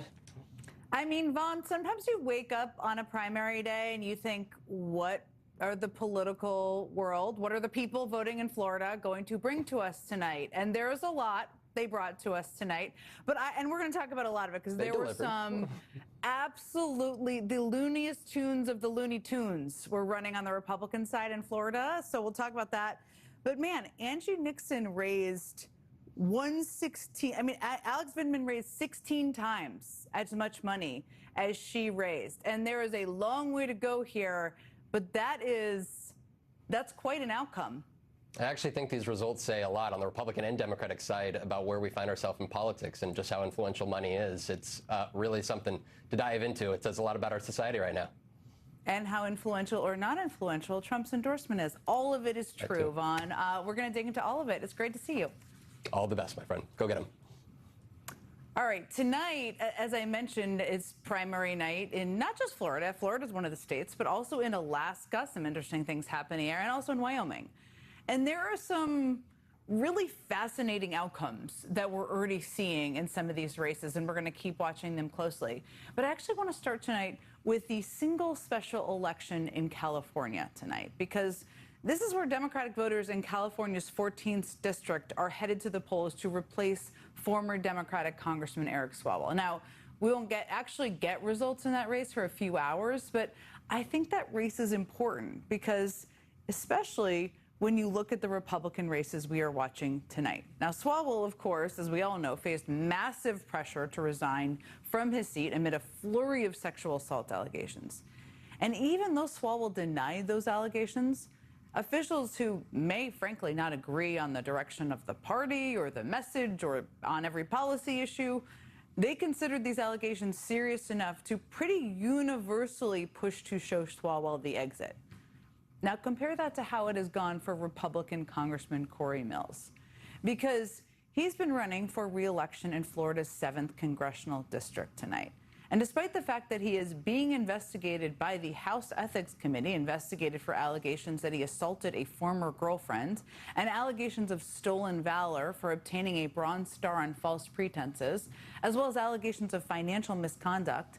And it's not just that. Last month, MS Now broke the news that he is now also being investigated by this current Justice Department. Of course, Mills denies all allegations of wrongdoing. But my point is this. Unlike Eric Swalwell, Corey Mills has not been pressured to resign his seat, to drop out of the race, none of that. President Trump even endorsed him in February. After most of those allegations, I would note, were already public. And while Trump has been, well, relatively quiet about that endorsement since then, Mills has been dining out on it. I mean, those are his signs. You can see them on the screen. Corey Mills, Trump endorsed. So how much did Trump's endorsement help the scandal-plagued Corey Mills tonight? Well, not much, it seems. Corey Mills went down and was defeated tonight, according to the AP's projection, losing to his Republican challenger, Ryan Elijah. It's really important to remember that it was not the Republican Party that did that. It wasn't Republican leadership. It wasn't Donald Trump, certainly not. It wasn't Mike Johnson. It wasn't any of them. It was the voters. And believe it or not, I will tell you, that is not even the wildest race in Florida tonight. Because on the other side of the state, in Florida's 19th congressional district, things are even crazier. I mean, in that race, there are 10 candidates, almost all of them Trump loyalists. 2 of them are convicted felons. I know I am not making that detail up. And guess what? Both of them were pardoned by President Trump, of course.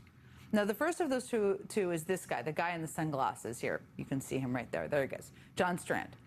This is him at the front of the crowd on January 6th, pushing past Capitol police officers to get into the Capitol.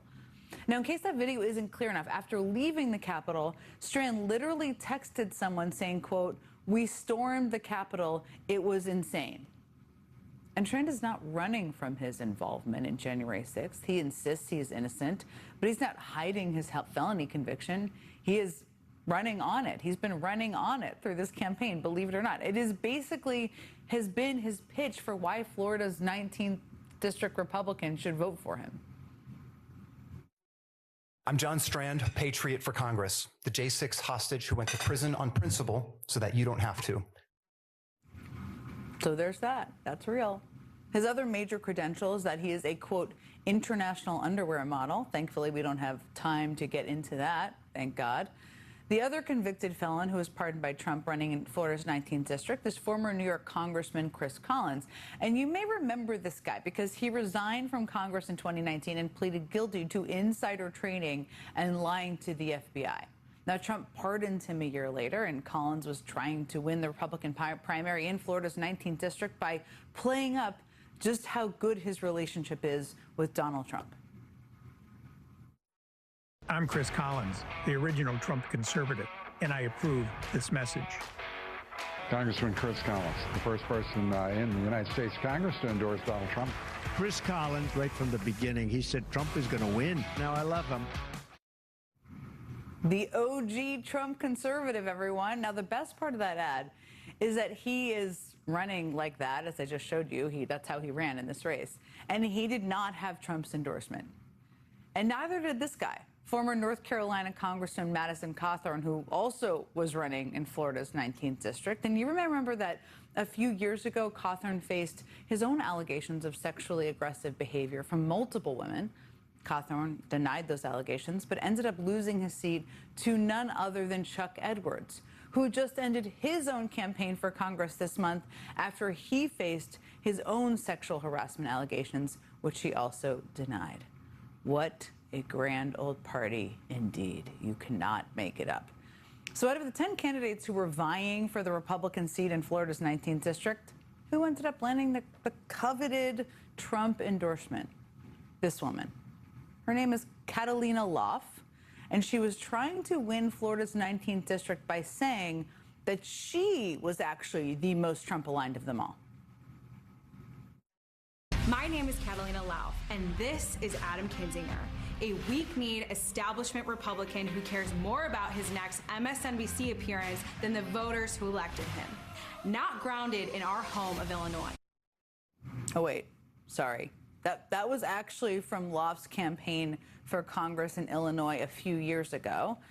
And hey, listen, it's easy to get it mixed up. She has different hair color, I think, now. But other than that, I mean, because Loff has run unsuccessfully for Congress in Illinois twice.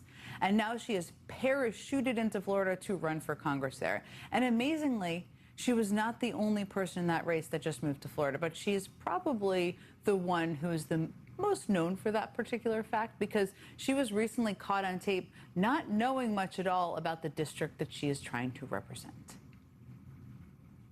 Do you know the mayor of Bonita? Yeah. What's his name? I actually don't know. Go ahead. Okay. Which precinct do you live in? I actually moved from, so I was originally at 305 in Naples. Do you know the name of your school board member for your single district? No. Do you know the name of the 2 at-large school board members? No. Kind of the sort of thing you want to study up on, just a little one-pager if you're going to run in that district. But after getting caught on tape like that, how much good did Trump's endorsement actually do in that race? Well, once again, didn't seem to help that much because Catalina Loff lost tonight to Jim Schwartzel. And while Mr. Schwartzel may not have had Trump's endorsement, he certainly ran a, let's call it, Trump Central campaign. Trump Country 93.7 is making country great again in Southwest Florida. Meet Jim Schwartzel, a patriot, conservative, successful businessman, and founder of Trump Country Radio. Country 93.7. Because Southwest Florida is Trump Country. Founder of Trump Country Radio. Okay, if you will just indulge me just for a little bit more. There was one more absolutely bonkers race that happened in Florida today. Because the Republican primary race in Florida's 6th congressional district between the controversial far-right conservative Congressman Randy Fine and the controversial Instagram influencer Dan Bilzerian. And if you're unfamiliar with Mr. Bilzerian, don't worry, I was a little bit too. But he is sort of a manosphere-style Instagram influencer known for posting about his lavish lifestyle, his high-stakes poker games, and more than anything being known for constantly being surrounded by lots of scantily clad women. We literally could not show you all of the photos we found of this guy. He was running an almost unbelievably anti-Semitic campaign against Randy Fine, using AI-generated images to portray some of the most reprehensible anti-Semitic tropes imaginable. One of his ads even features an AI version of Hitler, while a voiceover questions whether we should, quote, revisit that Austrian painter's opinions. Just completely disgusting, repulsive stuff.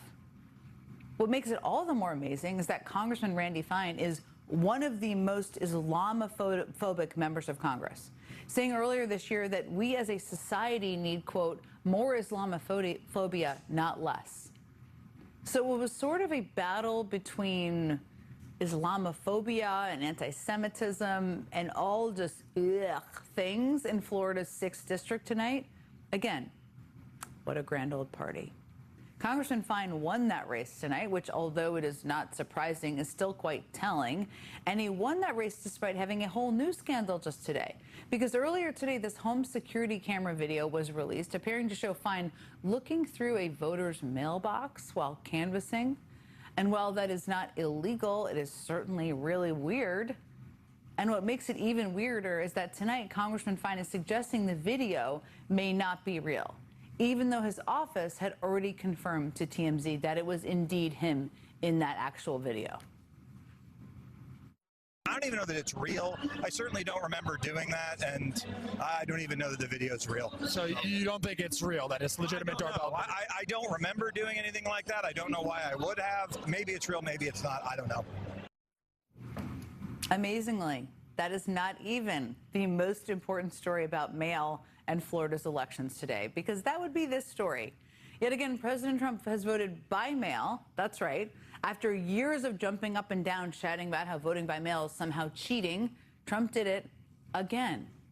This is, in fact, his 3rd time voting by mail, just in Florida.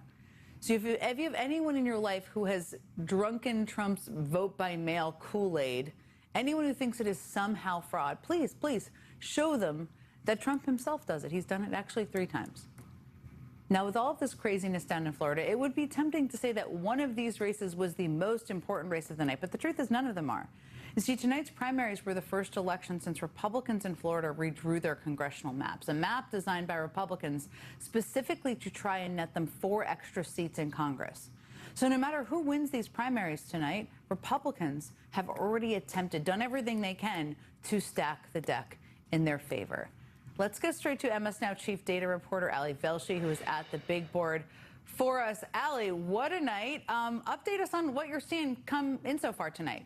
I can't really, pardon me, I'm going to sneeze in a moment, but I can't really okay, I can't top what you've done. I mean, that's the point. Mostly the nights that I'm here, it's about data and a board, and this board is a great computer, and I can tell you things, but really your narrative was much clearer. I want to go into some of those races that you were just talking about. Randy Fine in Florida 6, just to give you a feeling of where that is. A little south of Jacksonville, north of Orlando. 57% of the vote for Randy Fine, who, as you said, never mind the Islamophobia, the conversation he had with our reporter about whether it might have or not might have been him going through a mailbox. Like, I don't know.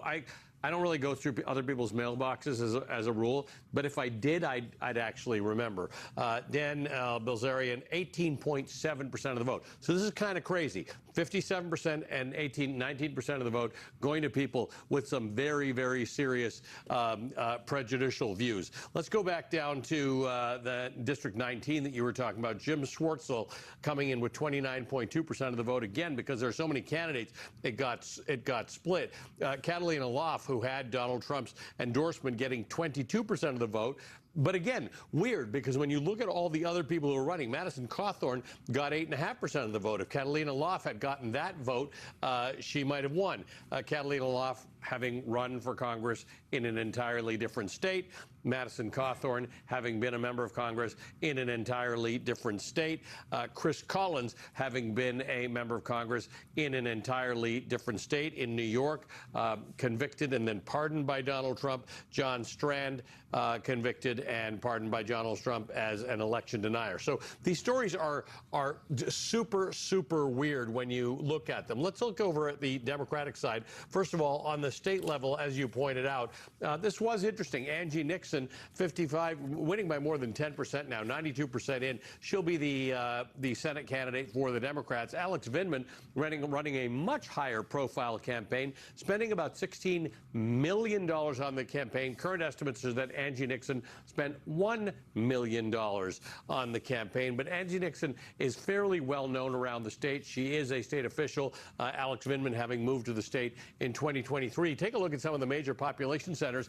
Tallahassee, the state capital, where she'd obviously be well known with 80% of the vote in, 62 to 38. Jacksonville, where she's from, 99% of the vote in. Look at this, 80 to 20 for Angie Nixon. Go to Orlando, 91% in, 68 to 31. So where she's winning over Alex Vindman, the percentages are very high. Hillsborough County, Tampa, 57% to 42% for Vindman. Go down to Fort Myers, 53. Vindman wins Fort Myers, by the way, 53 to 46. So in the larger population centers where he's winning, he wasn't winning by as much.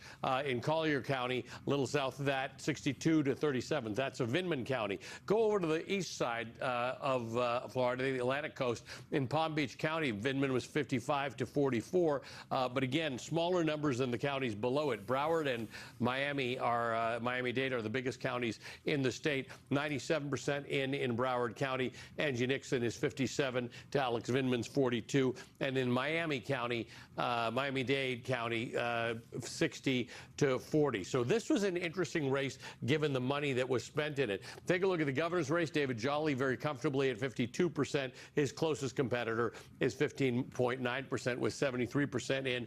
On the Republican side with 75% in, Byron Donalds has not been called yet as the candidate advancing, but it looks like he's got a very comfortable lead right now of 37,000 over his next closest candidate, James Fishback, in this race. This is the one that was thought to be sort of the problematic part. Jake Fishback has a very controversial past. Byron Donalds, you remember, wasn't very well known. He was one of those guys that when Kevin McCarthy couldn't get the speakership, he was in the race. And in, I think, 3 out of the many ballots, Byron Donalds came in number 2. He was sort of representative of that 20 to 22 breakaway Republicans who did not want to see an establishment candidate. So Byron Donalds running for governor in the state. And I'm sorry, it looks like we're about to... Well, it may happen while I'm talking to you or not, but Byron Donalds, the Associated Press, is calling him as the Republican candidate for governor. And again, David Jolly, as you can see there. So those are the main races we're following. You were right to characterize them as bonkers. Some of those House races. We're not even through all of them, and you mostly focused on the Republican races. There are some interesting key Democratic races I just want to show you right now. In the 20th District, Debbie Wasserman Schultz, this is not her district. She moved into it. She's the projected winner with 45% of the vote. This is interesting because this district is more than 40% black voters, but you can see everyone she ran against was a black candidate, thereby splitting that vote. So that's what we've got in Florida's District 20. The incumbent Debbie Wasserman Schultz will be the candidate there. Jen? Ali Velshi, thank you as always. And bonkers is obviously a term I picked up from 20 years in politics, and this night applies. Thank you. We're going to keep checking in with you as the night proceeds. Thank you again. A pleasure. Okay, I want to bring in 2 more election night experts. My old colleague Jim Messina, who's the former campaign manager for President Barack Obama's 2012 re-election campaign, and longtime Florida pollster and MS Now political analyst Fernand Amandi.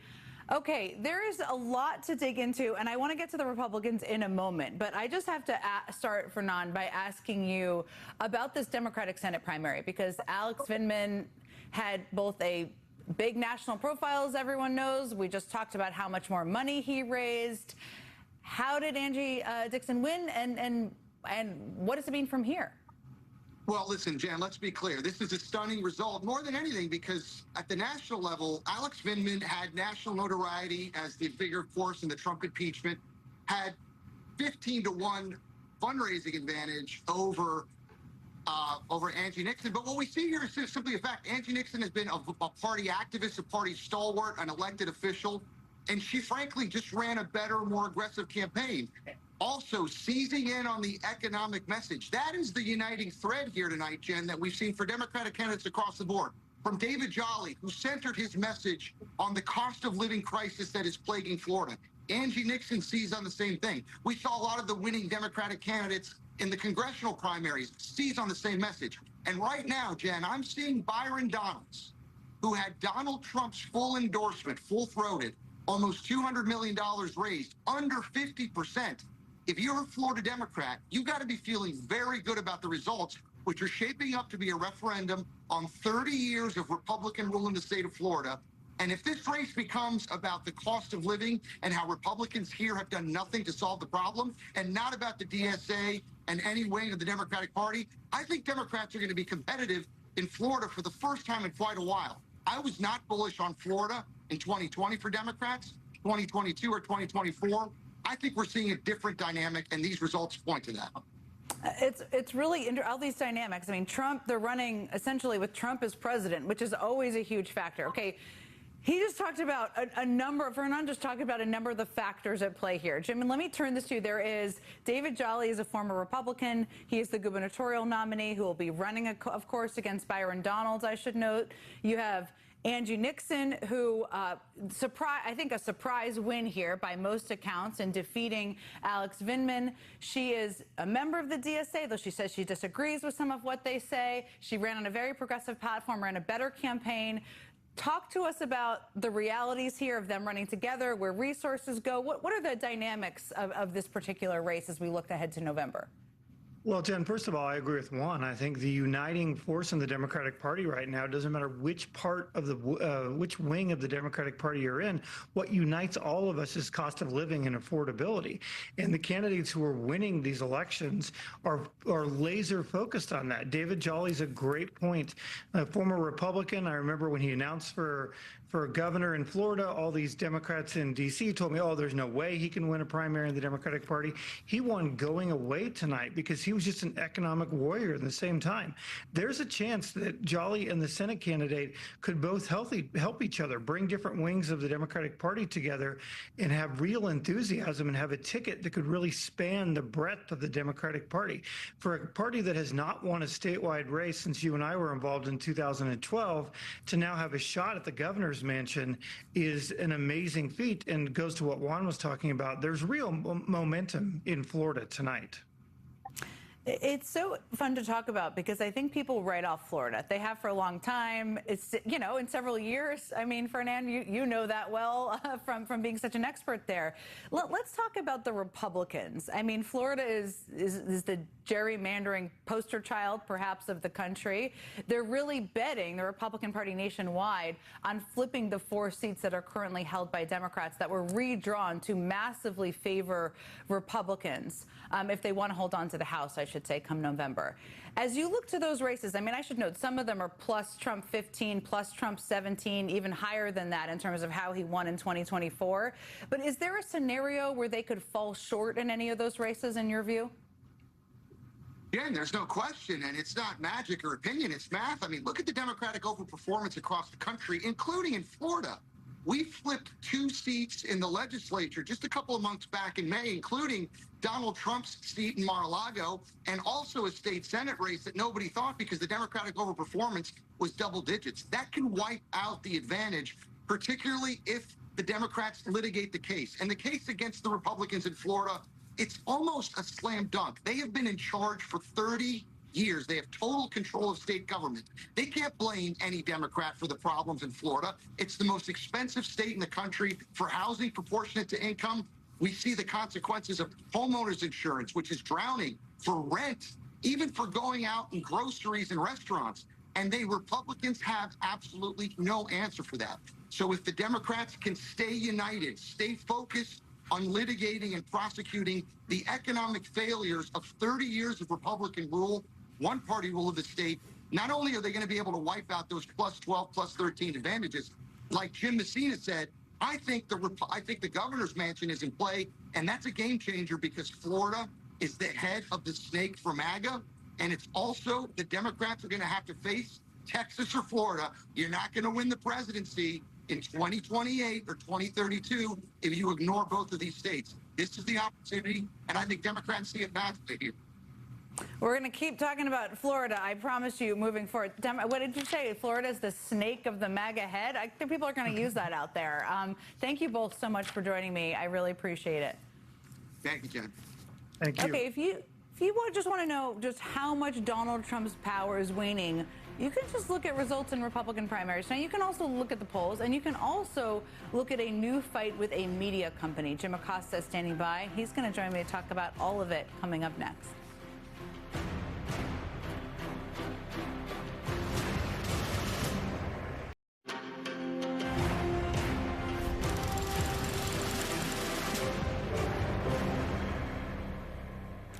If you want to know just how much Donald Trump's power is waning, look no further than the saga of ABC Disney. And remember that right after Trump was elected, ABC was one of the first major media organizations to bend the knee to Trump, paying him $15 million to settle a spurious lawsuit against ABC News.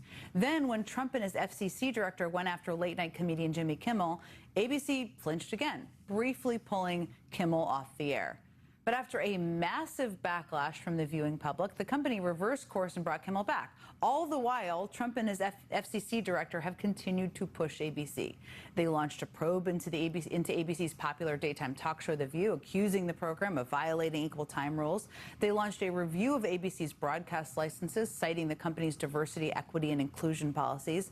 But throughout it all, the folks in the C-suite over at ABC appear to have learned a very important lesson. You cannot appease Donald Trump. You can only fight back. The bully will keep taking your lunch money otherwise. Now, the company is launching its biggest counterattack yet, suing the Trump administration. Today, the company filed a First Amendment lawsuit against Trump's FCC, arguing that, quote, again and again, the Trump administration has attacked ABC's speech, the stories its journalists report, and the viewpoints its network program airs. Over time, those attacks have escalated into express demands that ABC be stripped of its broadcast licenses because of its speech. Facing this existential threat, ABC has no choice but to seek redress from the judicial branch for the administration's blatant retaliation for their First Amendment speech. And that is a very powerful argument, especially given how ABC started the Trump administration by bending the knee. But there's another part of that filing that warrants some attention, because ABC also admitted that intimidation from the Trump administration has already affected editorial decisions for programs like The View. And here's what they write, quote, the process for evaluating potential guests for The View has changed. Historically, decisions about which candidates or public figures to invite as guests were made based on newsworthiness, audience interest, and scheduling alone. Since the Bureau's inquiry began, ABC must now evaluate any invitation to a political candidate for its potential consequences. That is a significant admission. It is ABC effectively admitting what many of us have suspected for a long time, that Trump's intimidation tactics have had a material effect on what major media organizations are willing to broadcast. And good for them for acknowledging it and fighting back, I guess. But if it has happened at The View, it's pretty clear it has happened elsewhere, and that warrants attention too. Joining me now is Jim Acosta, former CNN White House correspondent, now the host of The Jim Acosta Show on Substack, YouTube, and Apple Podcasts. Jim, thank you for being here. Good to be here, Jen.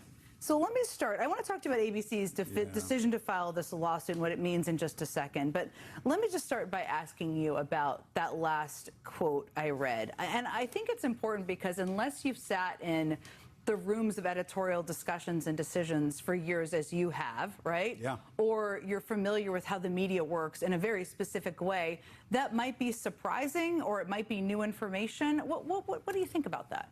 Yeah, I think, I guess you get accused of lazy thinking, lazy analysis. If you say, what if this happened during the Obama administration or during the Biden administration? What would the outcry be over at Fox News? They'd be going nuts. And this is the holy grail for Donald Trump.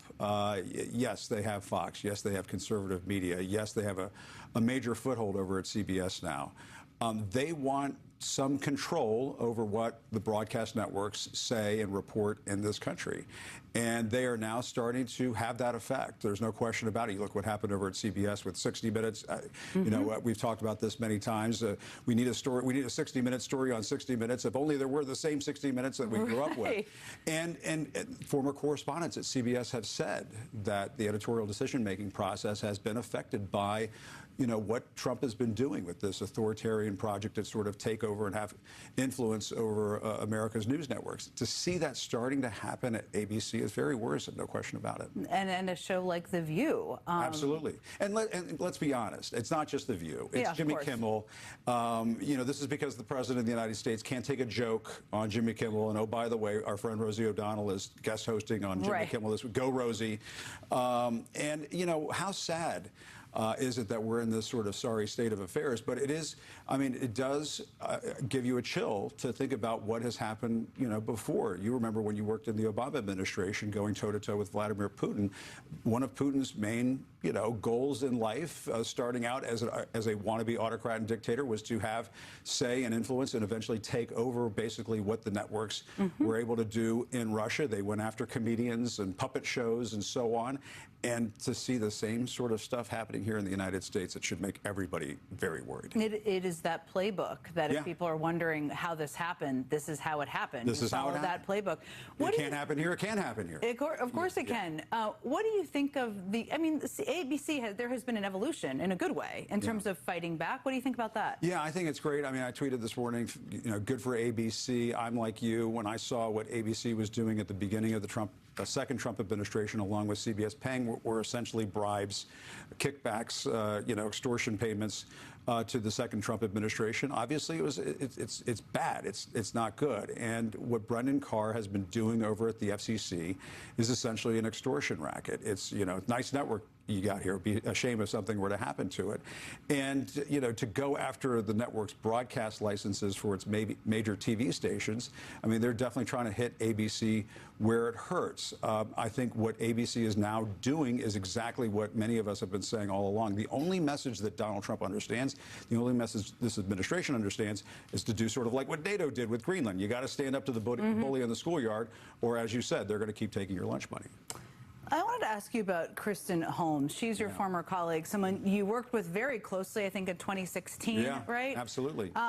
She asked the president a question about something John Ossoff said, as a side note, that's making them absolutely crazy over in MAGAland. But the White House's rapid response team responded directly on X, saying, someday your children will come across your disgusting and inhumane question. They will be sickened and embarrassed to have a parent be so callous and vindictive. They go after people directly. They go after people's looks. They go after people personally. I don't even know anymore if this crosses a new line, but what do you make of that? And tell us also about Kristen, too. Yeah, Kristen is a friend. She's a very good journalist, and she has earned this right to report from the White House. This is one of the plum beats in Washington, and she worked her you-know-what off to get there, and I'm proud of her. Listen, what the White House is doing is what they've done to lots of reporters over the years. I mean, Donald Trump coined the term fake news and going after me, was that 9 years ago, and they've been doing it ever since. Bringing somebody's children into this, to me, is sort of a new low.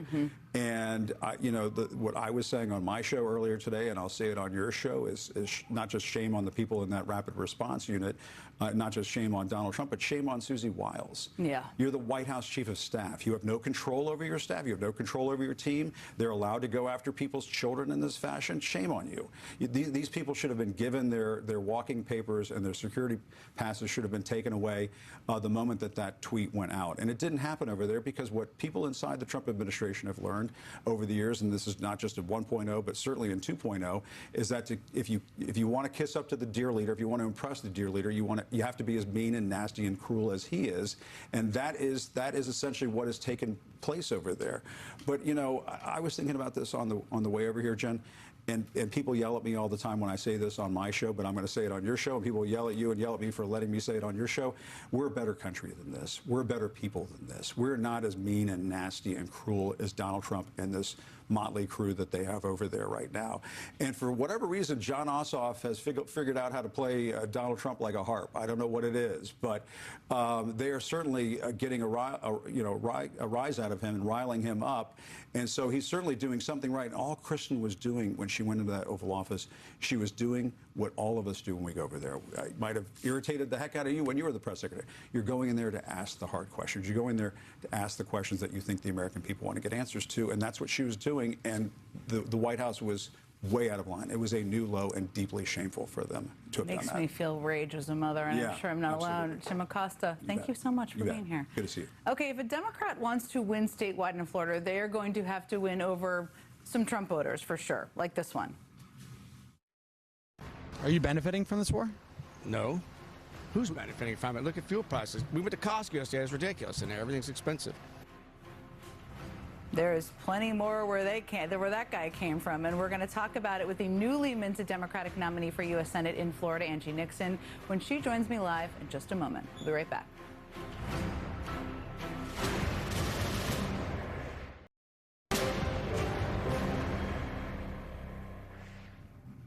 I talked about this at the top of the show, but there was a fairly stunning outcome in the Democratic Senate primary in Florida tonight, at least for most people outside of Florida. Maybe people inside Florida are less surprised. But heading into tonight, the favorite for the race was retired Army Lieutenant Colonel Alexander Vindman. He was a key whistleblower in Trump's first impeachment, so there were a lot of national expectations.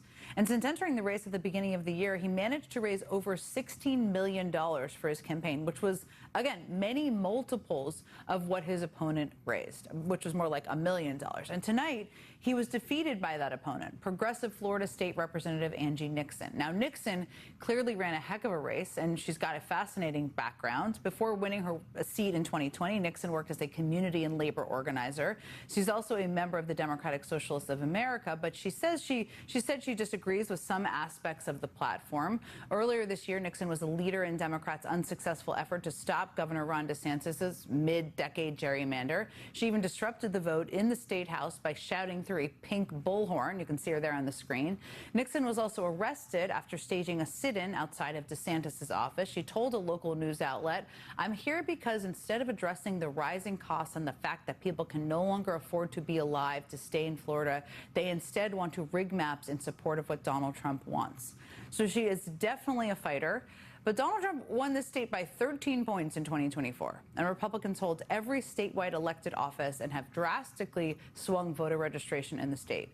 But 2024 is clearly not 2026, and in the midst of a deeply unpopular war, rising costs, Trump's sinking poll numbers, this moment is as good as any for a Democrat in Florida. Angie Nixon is standing by, and she joins me to talk about her victory tonight and the challenge ahead next.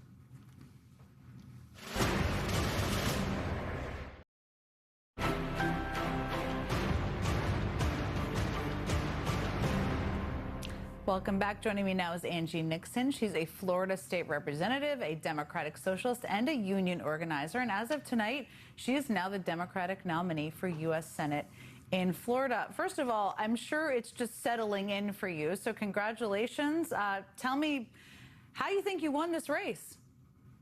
I mean, well, first of all, our campaign knew we were going to win because we've been putting in the work, and we realized that all across the state of Florida and this nation, people are demanding change. They are tired of the billionaire and corporations running this country. They are ready for hardworking, everyday people to get to decide what their economies and communities look like.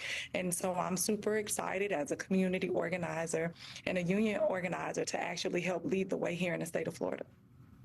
You ran clearly a heck of a campaign.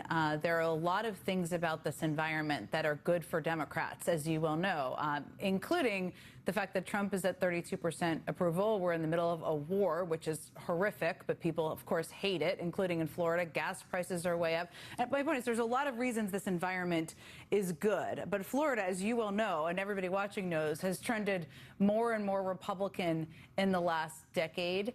One of the ideas raised earlier was that you and David Jolly might be able to bring different aspects of the Democratic Party together to vote for both of you. Is that something in your mind? And how are you going to win statewide with this environment? So I want to be clear, and we have actually, it's not about Democrat or Republican or progressive or moderate. I have been able to get folks who were MPAs and Republicans to change their party affiliation to vote for me in this primary, as well as donate on a campaign and volunteer on a campaign. And that's because I have a proven track record here in the state of Florida of fighting for Floridians as well as delivering. I've been able to get legislation across the finish line that would expand access to early childhood education for low-income and hardworking families. And that is what people care about, policies that help improve their quality of life. They are tired of the billionaire class and the billionaires and Donald Trump and Ashley Moody being so out of touch with folks and working less and less and less, and they're getting richer. Meanwhile, everyday people are working harder with very little to show for it, and they're struggling to stay ahead.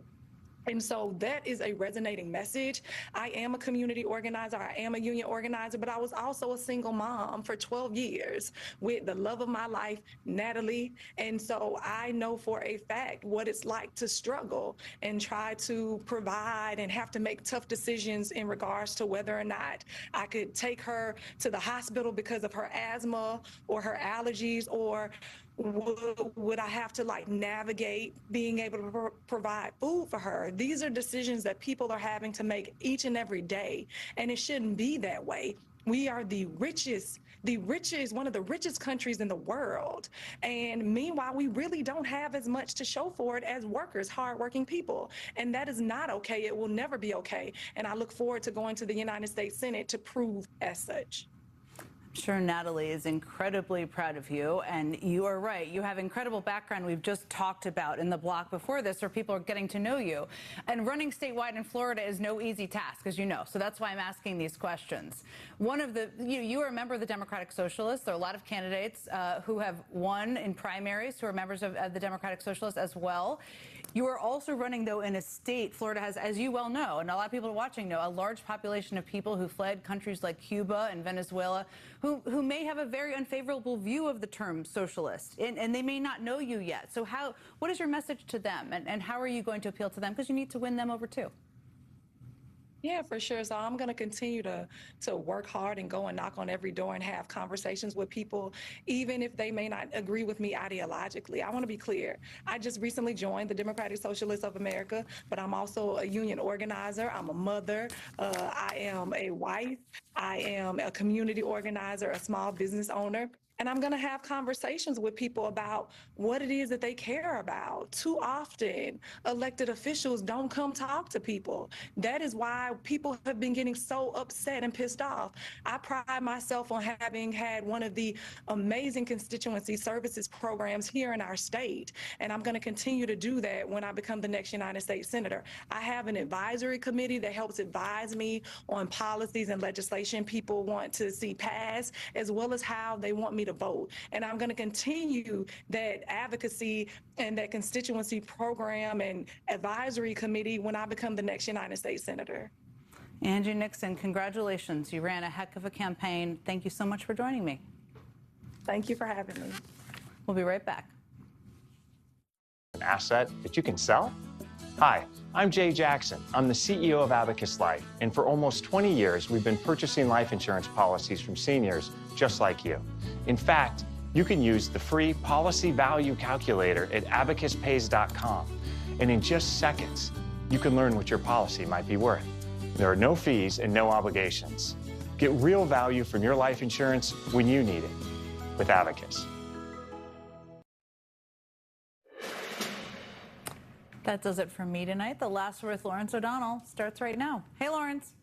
Hey, Jen, I'm reading a wonderful new novel by Kurt Anderson. It's called The Breakup, and it imagines where our political differences might take us 20 years from now. It's the perfect thing to be reading tonight for anyone who's concerned about what's at stake in our elections, including the election results that we've been going over here tonight. And I've always been trying to find, we always are trying to find the words to convey how important this election is and why, and this has been true consistently, why it's even more important than the last election. And this one is. And I'm actually finding nothing better than at conveying that and the importance of our elections than Kurt Anderson's really dramatic new novel about our future. It's actually looking 20 years into our future, which has me seeing the enormity of what's happening in our elections now. That's a hopeful. Okay, Kurt Andersen, The Breakup, you said. Yeah. I'm going to look it up. He's actually going to join us on the program tomorrow night. But I'm really thinking about it tonight because of looking at these election results and thinking about the people in Florida, some of whom might think it's just a routine day at the polls. Others might think they are holding the future of their country in their hands. And there's a range of feelings that are possible, but it does seem, for me anyway, to be of enormous importance, impossible to exaggerate the importance of these election nights. No question. And it feels like with these turnout numbers we're seeing, we don't have them yet from tonight, but from last week, people do feel the enormity of this election. We're seeing that over and over and over again. Well, we're going to get to it with Ali right now. Sounds good. I'll be watching. Thanks, Jen. Well, it is election night. Polls have now closed in Florida and Wyoming in primaries. Voting still underway in California and Alaska. Ali Velshi is standing by at the big board. Ali, what's the latest? Well, first of all, you should never tell the guy whose show comes on after yours that you have a really great guest tomorrow, because that gives me a whole day to get Kurt Andersen ahead of you, but I won't. But I agree with you that it's a fantastic story. You were just talking about most of the votes are in Florida. 97% of the ballots are in. We're only expecting about 45,000 ballots. Most of the decisions have been made in the state. Let me start with the governor, Florida governor race, 97% in. Byron Donalds is going to be the winner there. He hasn't quite got 50% of the vote. But remember, Byron Donalds was a name nobody knew. And then in 2023, when there was all these troubles with the breakaway group of Republicans who would not decide on a speaker, he ranked in the number 2 spot. Meaning the leader of that breakaway group, in about 3 of the ballots. So he's going to be facing off against David Jolly. We've already heard him speak tonight with almost all the votes in. This wasn't even close. David Jolly with 61% of the vote, former Republican, now Democrat, running for governor of Florida. All right, this is the big surprise of the night in the Florida Senate. A lot of people expected Alexander Vindman, who had $16 million spent on this race and endorsements from all sorts of famous people around the country, against Angie Nixon, a state legislator who has spent less than $1 million in this race, a decisive victory of 10 points across the state. And when you look at some of these places, I'm looking at Miami-Dade County, which is the most populous part of the entire state, 60-40. If you look at Broward, right above Miami-Dade, 57-42. So these are the big races that we're looking at, the 2 big ones. There are a lot of House races, which I'm going to talk to you about a little later in the show. But if I want to go quickly to the top of Florida and talk about some of these districts up here. Now, let me get to District 7. I'm just having trouble getting there. You know what? I'm going to find it. I'm going to tell you about it next round, because some of these races that have been going on in Florida on the Republican side, Lawrence, are best described as bonkers. We're going to take a look at that next time I talk to you. Okay, great. We'll get back to you on that, Ali. Thank you. Yeah. Thank you. Well, Donald Trump lost. Donald Trump lost in Florida tonight. Donald Trump endorsed a Republican congressman currently being investigated by the House Ethics Committee for possible domestic violence. And that Republican congressman, Corey Mills, lost in his Republican primary tonight, even with Donald Trump's endorsement in what is now Donald Trump's home state of Florida. The Washington Post reports that the House Ethics Committee, chaired by a Republican, quote, said it is investigating serious and complex allegations against Corey Mills, including possible domestic violence and campaign finance violations, based on a report from the Office of Congressional Conduct, which found Mills' campaign may have broken election finance law by accepting excessive contributions, and that he may have profited from federal contracts for arms while in Congress.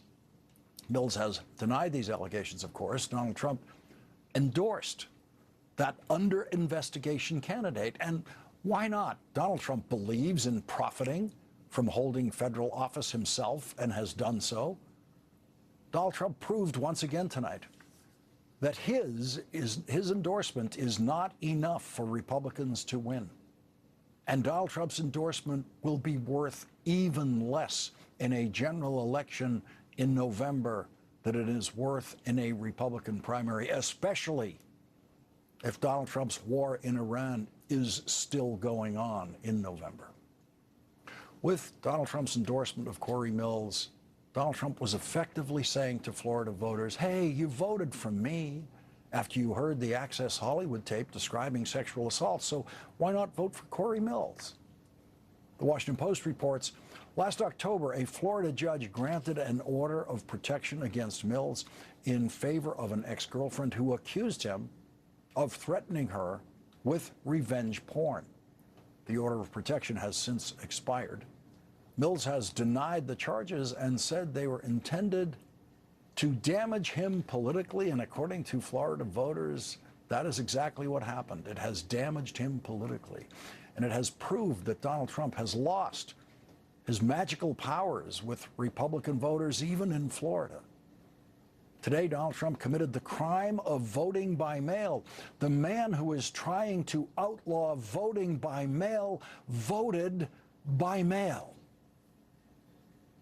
We're the only country that does mail-in voting. Mail-in voting means mail-in cheating. I call it mail-in cheating. Mail-in ballots are inherently corrupt.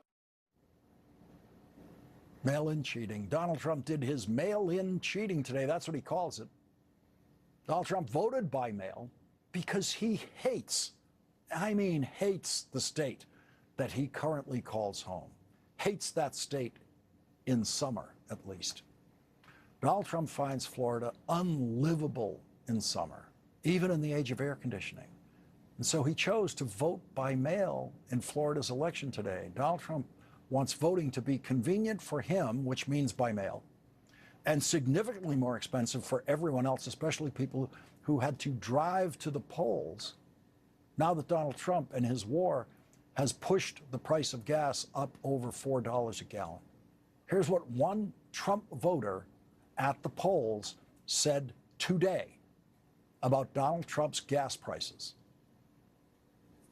Gas shouldn't be that high, but everything, groceries, everything, we're just suffering right now.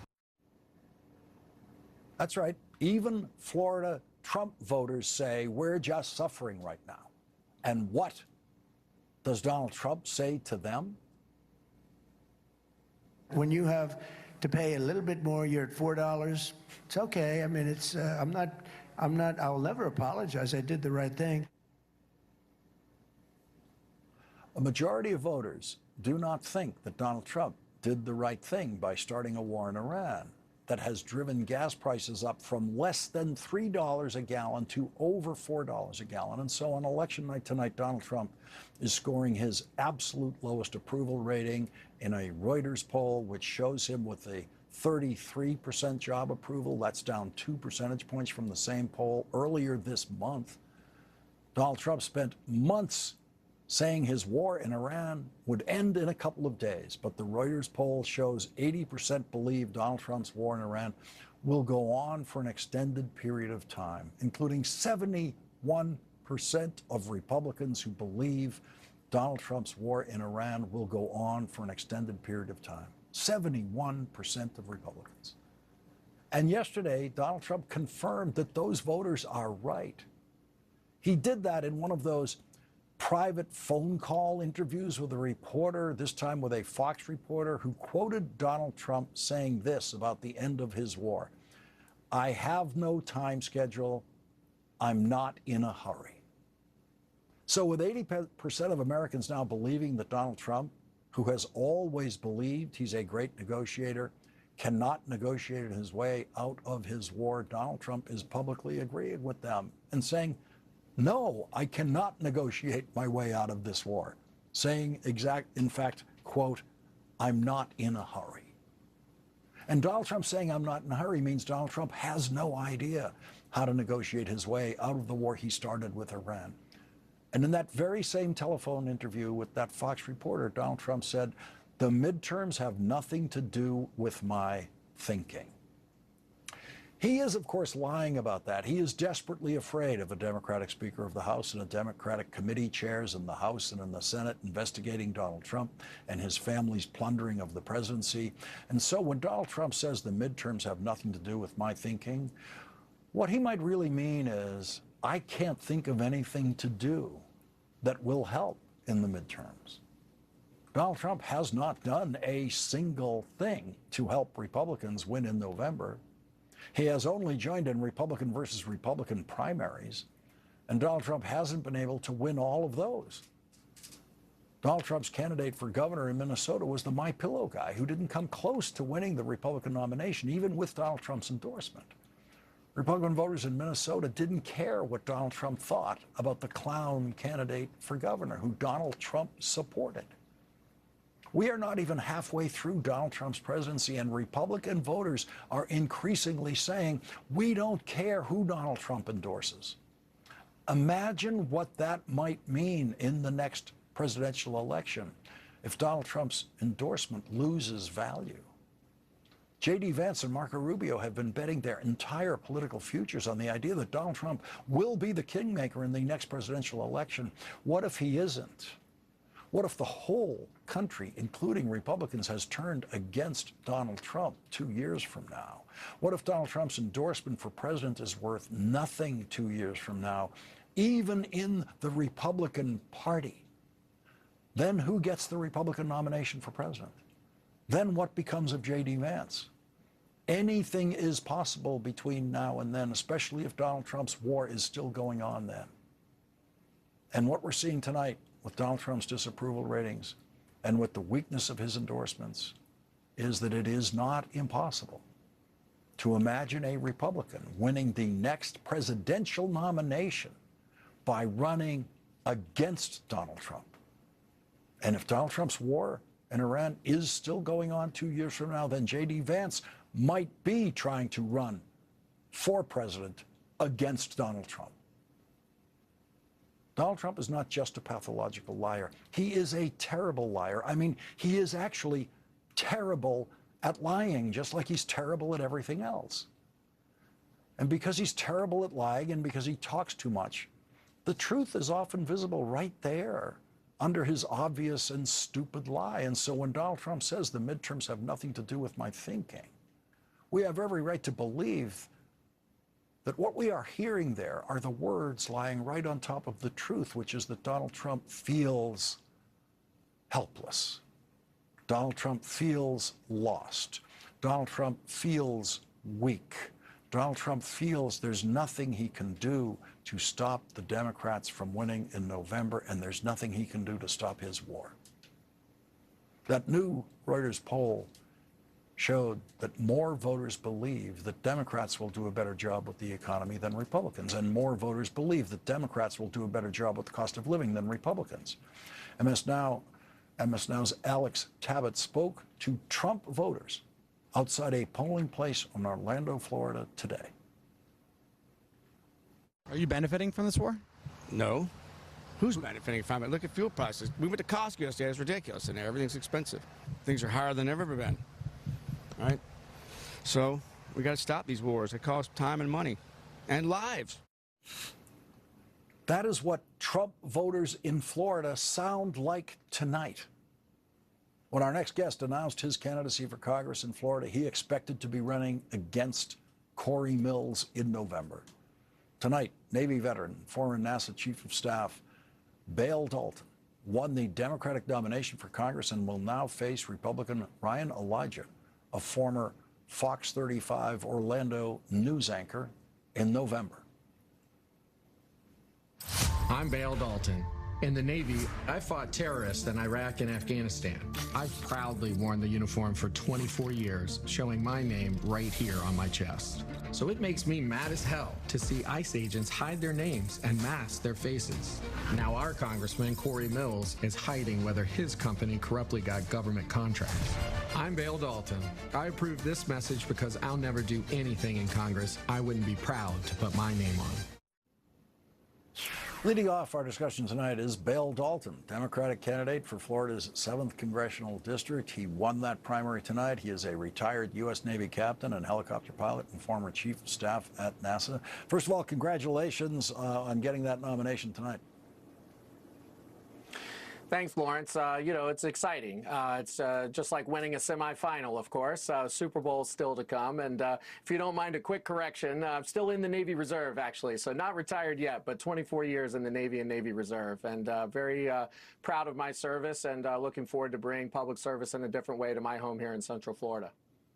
So we have heard other Democratic candidates running against corruption, what they're calling the Trump corruption in Washington, and that's generally going on, even though they aren't running against a candidate who is specifically accused of any corruption, as you expected to be.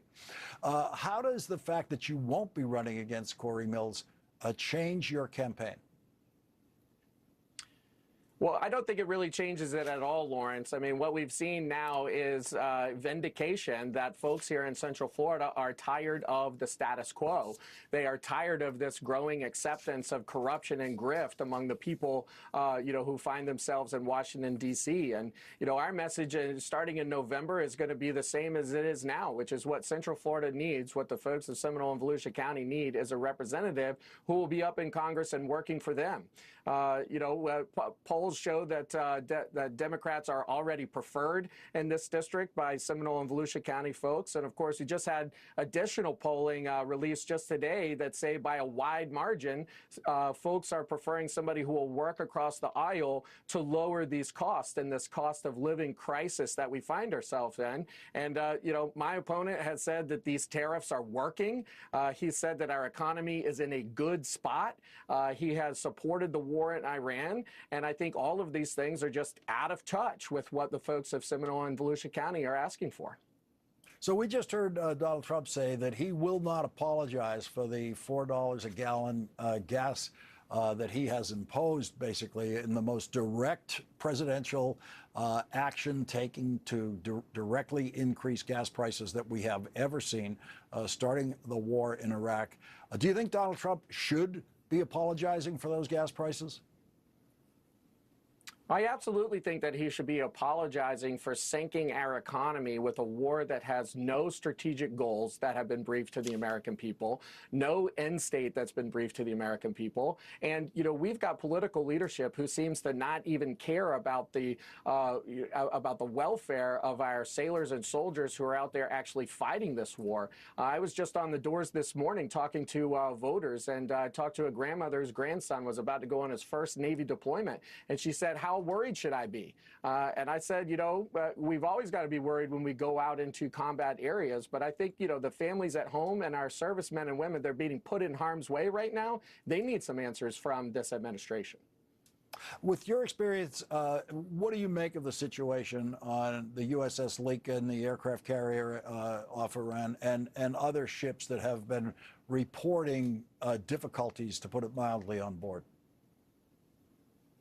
Yeah, well, I was pretty disappointed to see, some commentary out there, talking about how, sailors need to toughen up. Look, 24 years in the Navy and Navy Reserve, 4 deployments to Iraq, on the ground in Afghanistan with the Navy SEALs, commanded the Navy Special Operations Support Helicopter Squadron. Every single time in my experience that we've asked our servicemen and women to do the hard duty, they have stepped up and done it. And 9 months at sea is no joke. And, I think that this is, it's a twofold problem. One, it's indicative of the poor use of our armed forces and our Navy being spread thin across multiple areas because we've got an administration who can't decide where the fight should be and has entered into a war of choice, which again has no strategic end. So I absolutely think that our sailors and the folks that are out there putting their lives in danger, putting themselves in harm's way, deserve to have political leadership that can at least get some food and water to them. Bill Dalton, Democratic primary winner tonight in Florida. Thank you very much for joining us tonight. Lawrence, it's great to be here. Thanks. And working for some responsible representation here in Central Florida. People are ready for it. Thank you very much for joining us. And here is Sherrod Brown's new ad in his Senate campaign in Ohio. I'm Sherrod Brown, and I approve this message. Our daughter Audrey has a rare neurological disease, but that doesn't stop her from dancing and going to school with friends. Without Medicaid, that wouldn't be possible. Last year, we met with Senator John Husted. He looked us in the eye and he said, "I will not cut this." 1 week later, you put 500,000 Ohioans' health care at risk, including Audrey's. You can't hug our daughter, take your picture with her, and then cut the care that she relies on. We're not going to stand for that. Joining us now is former Democratic Senator Sherrod Brown of Ohio. He is now running for the United States Senate again.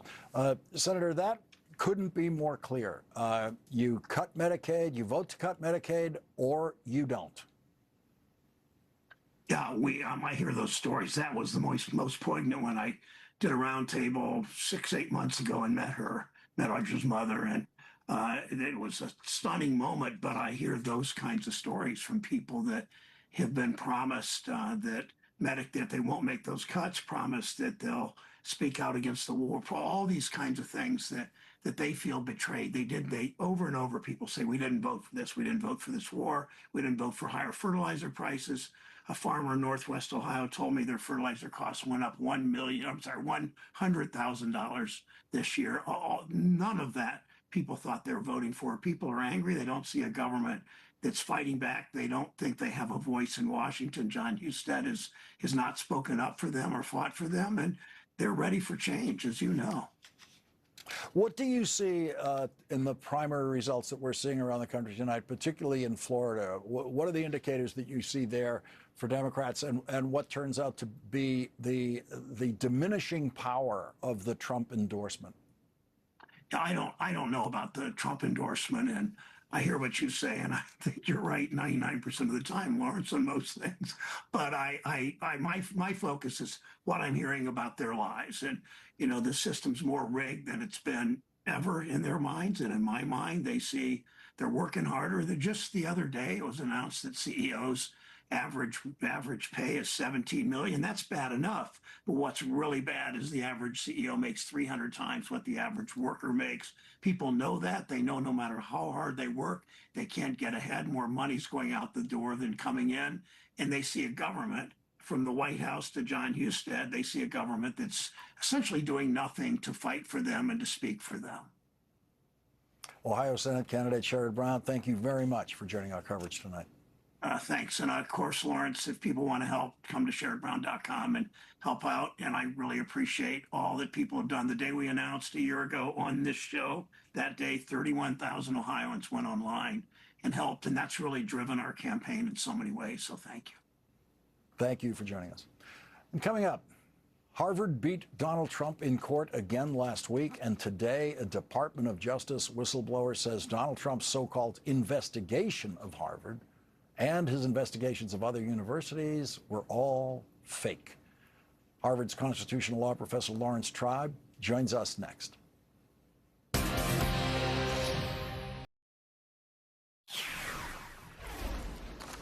Last year, Donald Trump created his so-called task force to combat anti-Semitism, which he weaponized to attack some of America's greatest universities.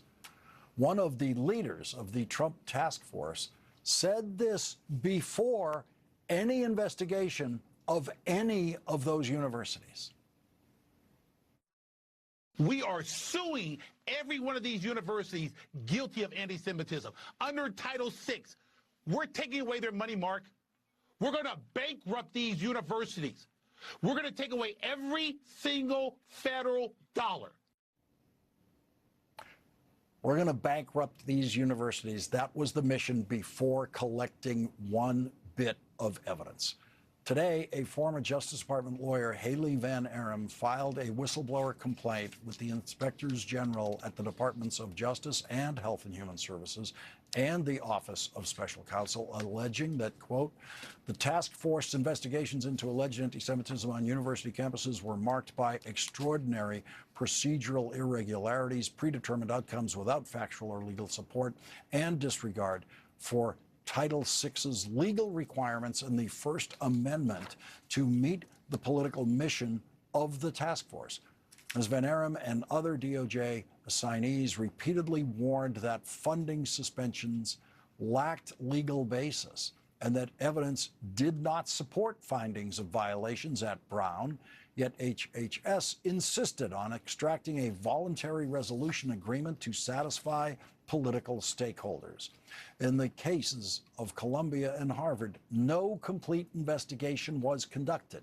The Columbia investigation involved a brief review of draft findings prepared by others, and Harvard never underwent a full investigation before the university sued. HHS officials pressed forward with its politically mandated effort to disgorge enormous amounts of money from the universities under the pretext of rooting out anti-Semitism, including extreme settlement demands and coercive funding freezes. Columbia University agreed to a $200 million settlement with Donald Trump, and Brown University agreed to a $50 million settlement with Donald Trump, while Harvard University has continued to fight Donald Trump in court and has continued to win, including last week when a federal judge dismissed Donald Trump's lawsuit against Harvard University. Joining us now is Professor Laurence Tribe, who has taught constitutional law at Harvard Law School for 5 decades. Professor Tribe, big win for Harvard last week, but now we get the revelation that doesn't seem like such a surprise. All of this so-called investigation was fake. It was all bogus, Lawrence. And if you look at the briefs that have been filed by the Justice Department, they say that there was a long and sordid history of anti-Semitism at Harvard. And the most dramatic example they give is that of a professor of Hebrew who was forced to convert to Christianity. Yes, that did happen in 1722, long before the United States was a country. The evidence before Judge Richard Stearns, the federal district court judge who dismissed the latest case, was essentially non-existent. He pointed out that the purpose of Title VI, which conditions federal funding on compliance with requirements of non-discrimination, was to make sure that non-discrimination goes forward, that discrimination is in the past. And he said that the only examples, the scattered examples of insufficient fighting against anti-Semitism at Harvard went back at least several years, not all of them, of course, as far back as 1722. But as he pointed out, nothing about the purposes of this law are served by picking out a university and saying we're going to find some basis to pull all of your federal funding and thereby hurt not only you and your students and your professors, but the community that benefits from all of the scientific research that places like Harvard do. It seems when we read this task force report that the leaking of how the task force was working, that Harvard and the other universities had an obligation to fight this. They were fighting lies. Well, that's right. We have an obligation because, as we saw with law firms like Paul Weiss that caved to the administration, it doesn't do any good to placate the tyrant. There's nothing that will satisfy him. He basically tells his Attorney General and his Secretary of Health and Human Services and Secretary of Education and all these cabinet members, go after this institution or that institution. I want to make an example of them. I think Harvard pushed back, and I'm very glad it did. I think President Garber and the board, the corporation of Harvard College, did exactly the right thing by defending academic freedom and free inquiry on behalf of all universities and colleges and junior colleges in this country. if Harvard couldn't stand up to this buffoon, nobody else could. So we are carrying the burden, and I'm proud that we're doing it. It shouldn't have to be said that the president of Harvard University, Alan Garber, is Jewish, and he's not the first Jewish president of Harvard University, whose motto is Veritas, meaning truth. And it should be, in effect, the motto of all universities. And it's why in the task force report, it's so troubling to consider that Columbia, in effect, by compromising and settling with Donald Trump, joined in the lie that Donald Trump was telling about these universities. Well, I think they did so under protest. They obviously felt coerced, but they should have fought back, as should everybody.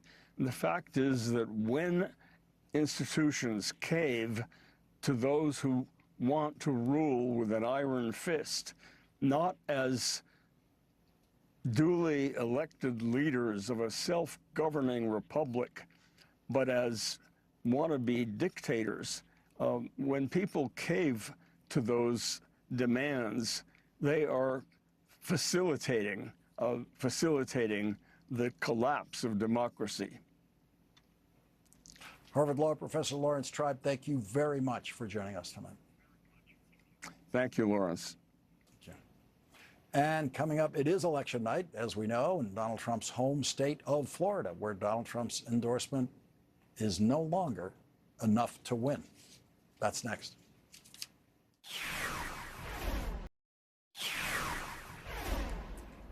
Let's check back in with Ali Velshi for the latest on tonight's primary results. Ali, what do we have?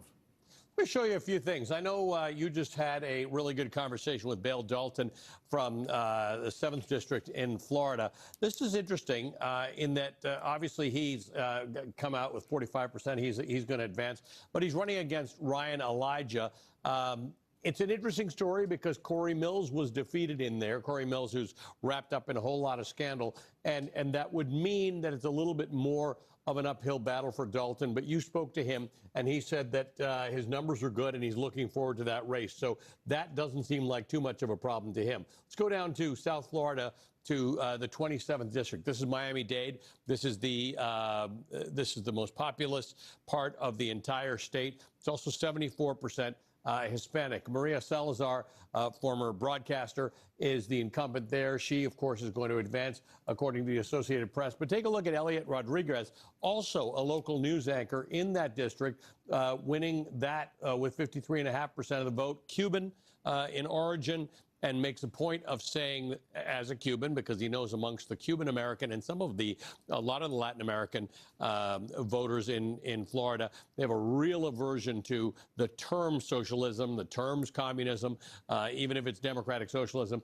So Elliot Rodriguez making a point of the idea that he hates socialism and he hates communism, and he's not interested in any of that stuff. I also want to show you the 22nd District here. The Republican here is going to be Casey Askar, and he's going to be facing off against Pia Dandia. Pia Dandia is a school principal, winning handily with 68% of the vote. This is another one where the DCCC, the party, feels that there's an opportunity here to pick this up and make this a Democratic seat. This is obviously in a state where Republicans have gerrymandered in a way that gives them perhaps a 4-seat advantage, but this looks like a potential pickup. Lawrence? Thanks, Ali. It's time to get ready for the 11th hour. That's right. See you in a few minutes. Thank you. And coming up, it is humiliating enough to be Donald Trump's son-in-law. That should be enough. But today, Donald Trump went out of his way to fully humiliate Jared Kushner after Jared Kushner claimed to be having robust discussions, that's what he called it, robust discussions with Iran. That's next with retired Lieutenant General Mark Hertland.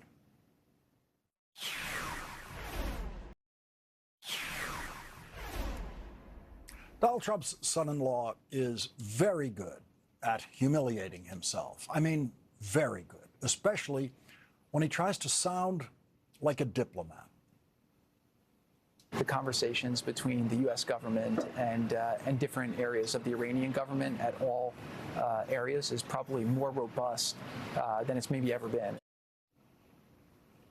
There are no talks or conversations going on. And that's not me saying that. That's word for word Jared Kushner's very nasty father-in-law, who, after Jared Kushner told the world on TV that the conversations he was having with Iran are more robust than it's maybe ever been, Donald Trump said there are no talks or conversations going on or scheduled with the Islamic Republic of Iran.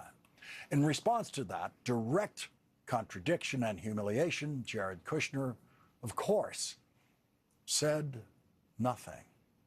So, who are you going to believe? A pathological liar or his cowardly son-in-law who would never be consulted by any other president of the United States about anything? This morning, Donald Trump did something that the 25th Amendment was written for. The 25th Amendment was written in anticipation of a president suddenly becoming physically disabled to the point where the president could not do the job, or mentally disabled. This morning, Donald Trump did something that deserves invoking the 25th Amendment and removing him from the office when he released a map of the Strait of Hormuz labeled as new U.S. territory. And not one Republican objected to that. Not one Republican has any idea whether that was a Trump hallucination or whether that is evidence of Donald Trump being gravely mentally ill this morning. Not one Republican knows whether Donald Trump falls into repeated bouts of complete mental collapse that produce things like the declaration that the Strait of Hormuz is new U.S. territory. They all know Donald Trump is insane. That's why they do not object to him saying things like that. And not only did Donald Trump publicly rebuke his son-in-law on the so-called robust conversations with Iran, Donald Trump threatened to bomb the country that has been trying to facilitate the negotiations with Iran. How's that for outright screaming presidential insanity? In his telephone interview with that Fox reporter that we mentioned at the beginning of this program, the reporter quotes Donald Trump saying, "If Oman gets in the way, we'll bomb the shit out of them." Oman is an ally of the United States that has been the key facilitator in all of Donald Trump's failed negotiations with Iran.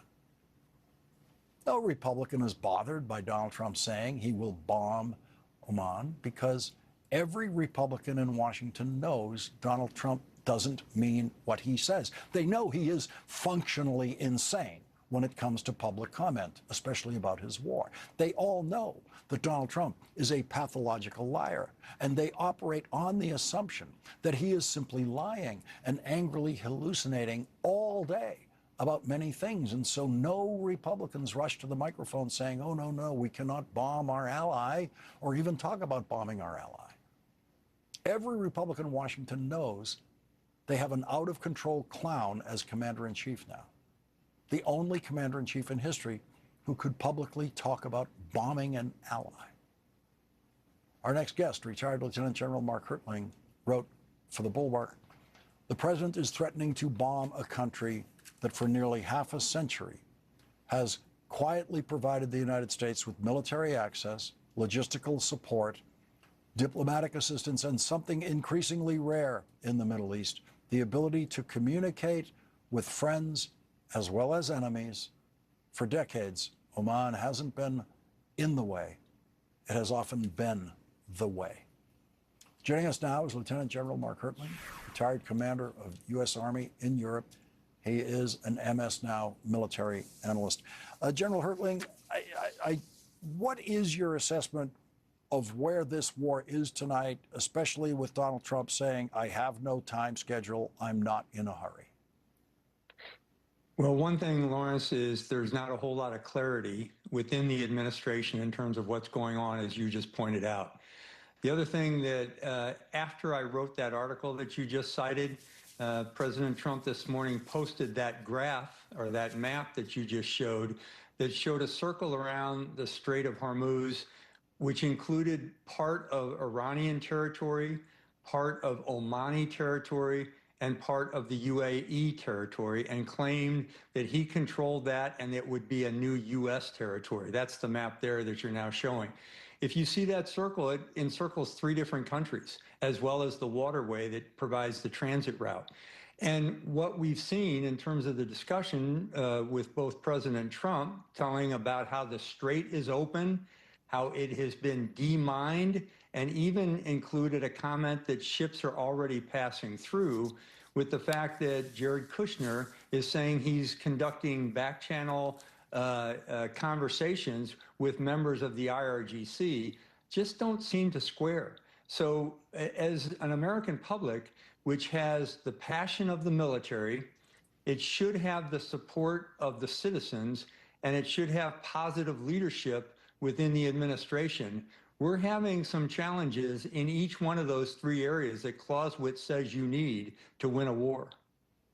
And the importance of the madness of Donald Trump drawing that circle on that map is mostly with Iran. That's what Iran is looking at. When they're looking at the person they are at war with, they are looking at someone who has literally no idea what he's doing minute to minute.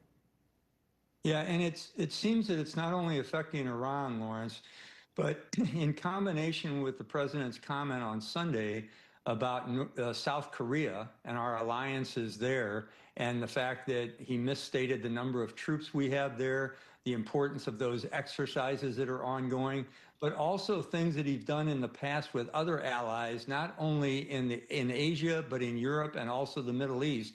You can understand why it's not just Iran that's seeing this as foolish talk, but also it's concluding that we have some challenges with our allies and with people understanding what the president's trying to portray. Lieutenant General Mark Hertling, thank you very much for joining us tonight. Pleasure, Lawrence. Thank you. We'll be right back.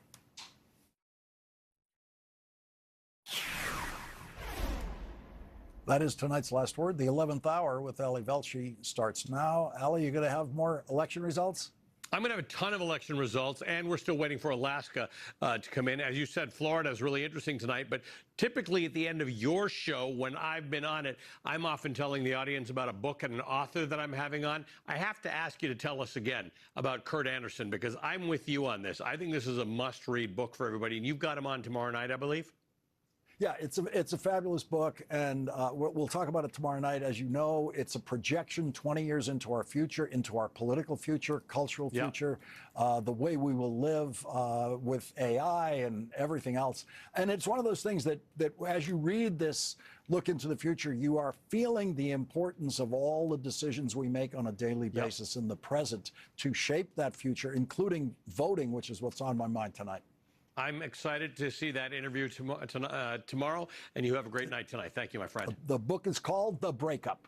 Thanks. The Breakup. We're gonna read it together. My thanks to you. You have a good night. Thank you. The 11th hour starts now.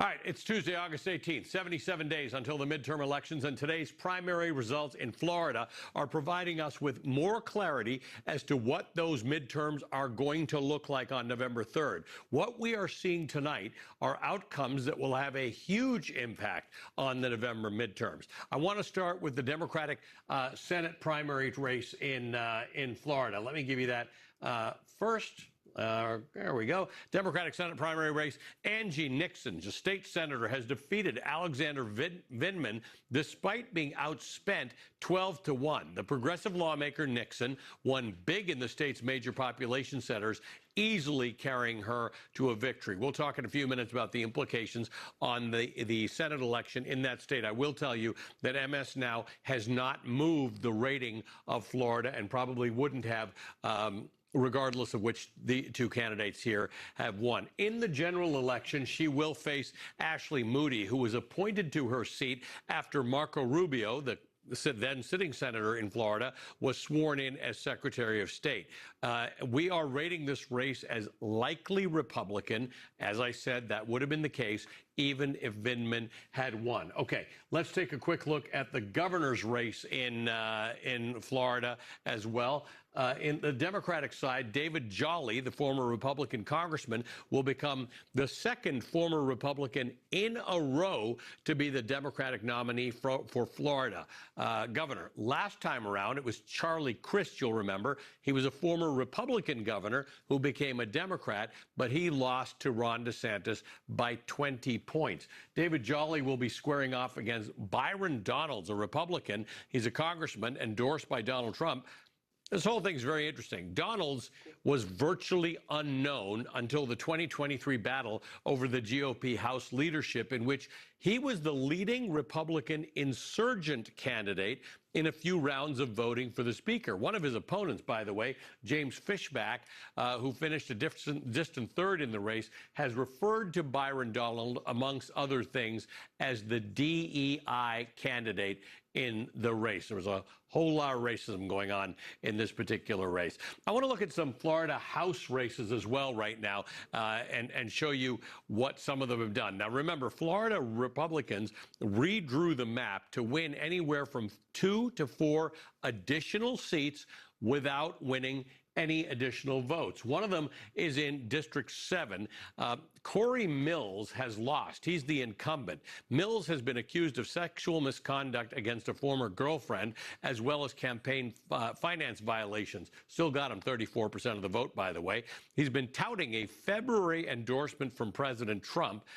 However, there hasn't been a recent reiteration of that endorsement from Donald Trump. He lost to a television news anchor, Ryan Elijah. Now, here's the interesting thing about this. This marks the 13th incumbent in both the House and the Senate who have lost their primaries this cycle. This is the largest number of incumbents who have lost in a non-redistricting cycle since 1970. You'll say there's been some redistricting, but this was all mid-cycle unexpected redistricting. Now, Mills's loss may be a closed door for Democrats. He was seen as vulnerable, and Mills, by the way, I should tell you, has been accused of a number of things, but he does deny wrongdoing in all of the cases in which he's accused. However, if he were chosen as the candidate, he was seen as vulnerable. Democrats were hoping to flip this seat. Without Mills' record to run against, Democrats might struggle in what is a pretty reliably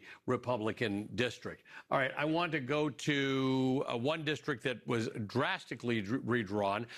Florida's 14th district. Let's just go to that. Hang on a second. Let me get to the 14th, which is over here. It was drastically redrawn.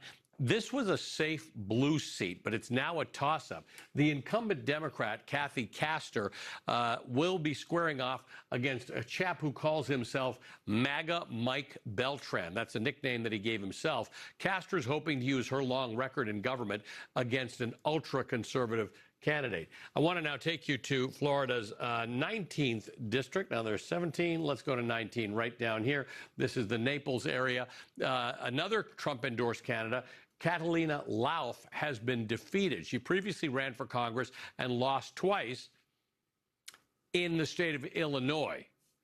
She lost to Jim Schwartzel tonight. It wasn't very, very far off, but the race was pretty spread out. This race, by the way, was fascinating. Not only did she run in Illinois, but 2 convicted felons, both pardoned by Donald Trump, were in this race. One of them was Chris Collins, who you might remember was a former congressman from New York who pleaded guilty to insider trading.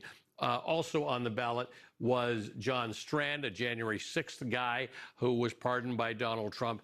And you may notice the name Madison Cawthorn. He was a former North Carolina congressman from North Carolina, obviously. So pretty much anybody who felt like running for anything ran in Florida's 19th district. In Florida's 22nd district, this is an interesting one I want to show you.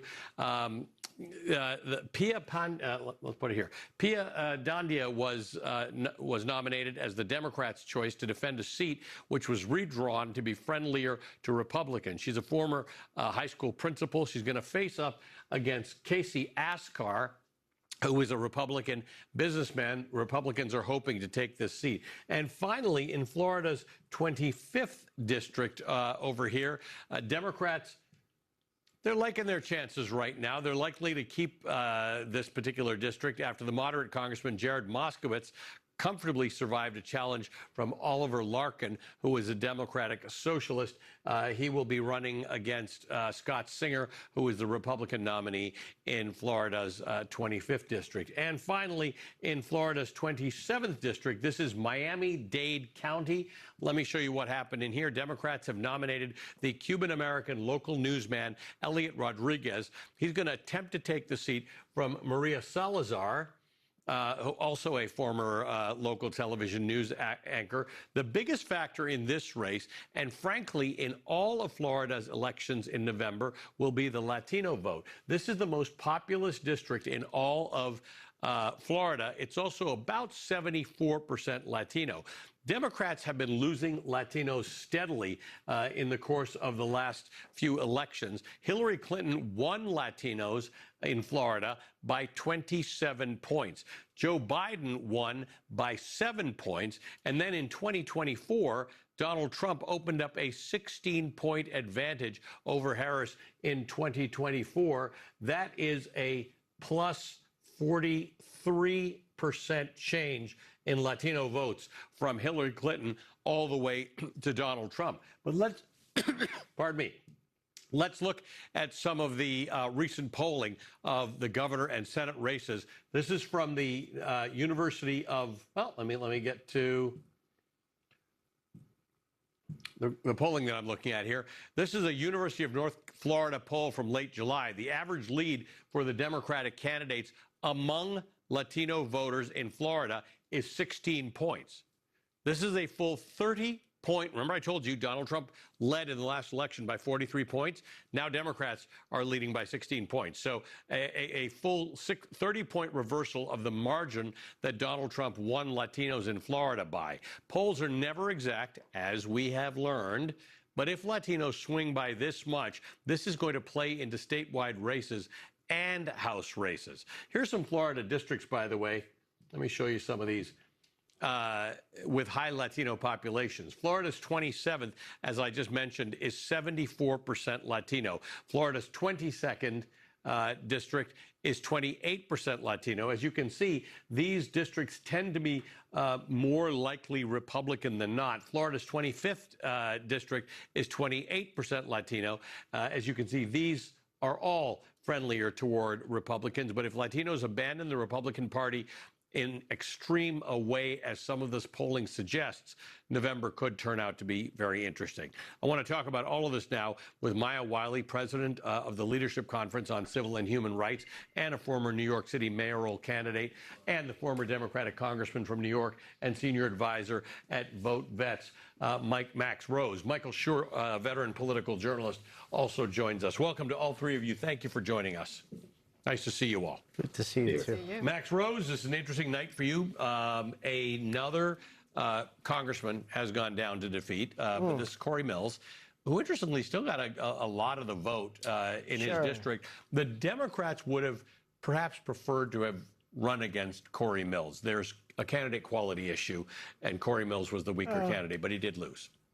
Yeah, I mean, there's no denying that one, although I would love to lie to you and tell you that there's really no difference. But here's what I would say about that seat that Bill Dalton will be running in, as well as House seats throughout the country. Yeah. The biggest mistake that Democrats could make right now is understating the momentum and the enthusiasm amongst the base and not pushing the map that they're willing to play in. If Democrats don't play in that seat, they're absolutely wrong. Take it from me, okay? I mean, during the last wave election, in 2018, I won like an R+8, R+9, right? No one thought. You were in Staten Island. Right. This is to be very clear, because people think that everybody around New York is in a Democratic district. You were in a pretty Republican district. Sure. Yeah, I mean, it was a Trump +10. Yeah. Folks didn't think of it on the map. It wasn't considered a top 75 seat.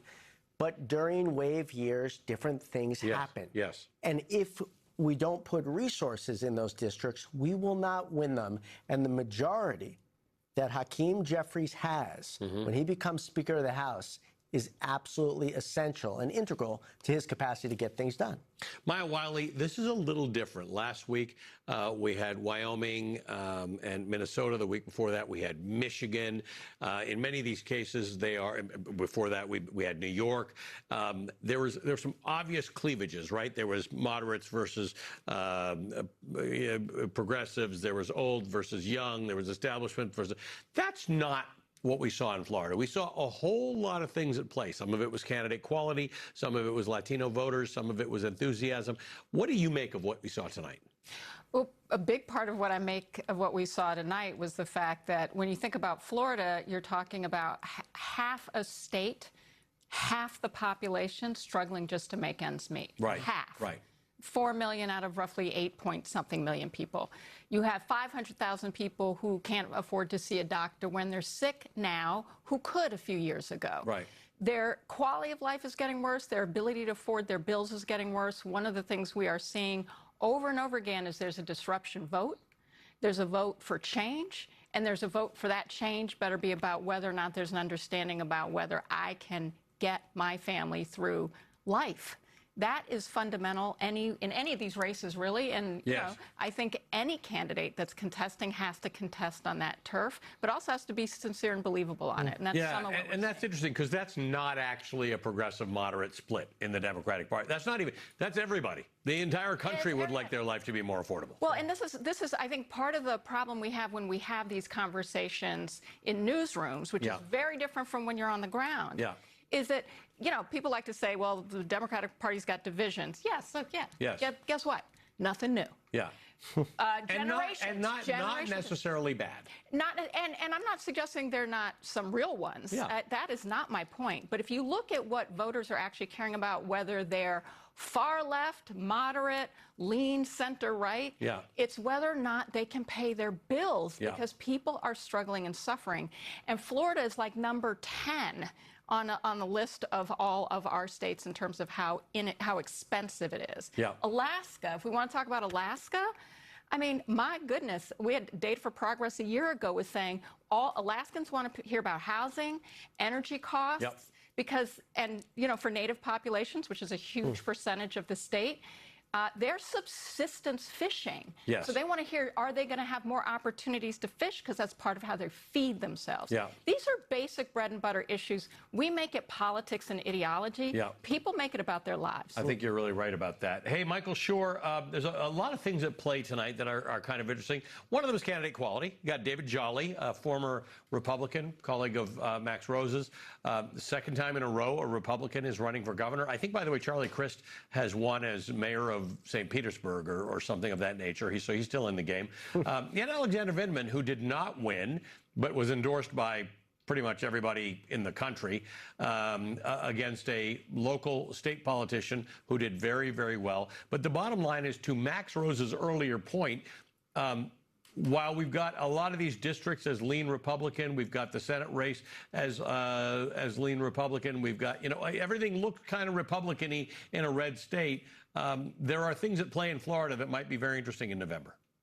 Yeah, there's no question. I'm never going to argue with a congressman from Staten Island about this, but I do think that what you're looking at is a really Florida-y night, right? I mean, this is the most Florida of elections. You had, as you said, Ali, in the 19th district, like a bunch of carpetbaggers, right? Two of them were ex-cons. One of them had been in Congress and had to resign because of, you know, or had to, you know, lost re-election because of salacious rumors and all that. So then you have a DSA state senator in Angie Nixon, who is now the nominee after being outspent 12-1, a DSA candidate in Florida, right? And then on the same night that happens, Jared Moskowitz a congressman in Florida is turning back a DSA candidate. So all these dynamics that are happening. You also have 2 African Americans in the 4 top spots right now in Florida. An African American has not won statewide since the lieutenant governor. I think it was probably 2011. Jennifer Carroll was there with Rick Scott, served for 2 years. And now you have Byron Donalds, who could become governor. In fact, I would say is likely to become governor. And you have Angie Nixon, an upstart, going against Ashley Moody.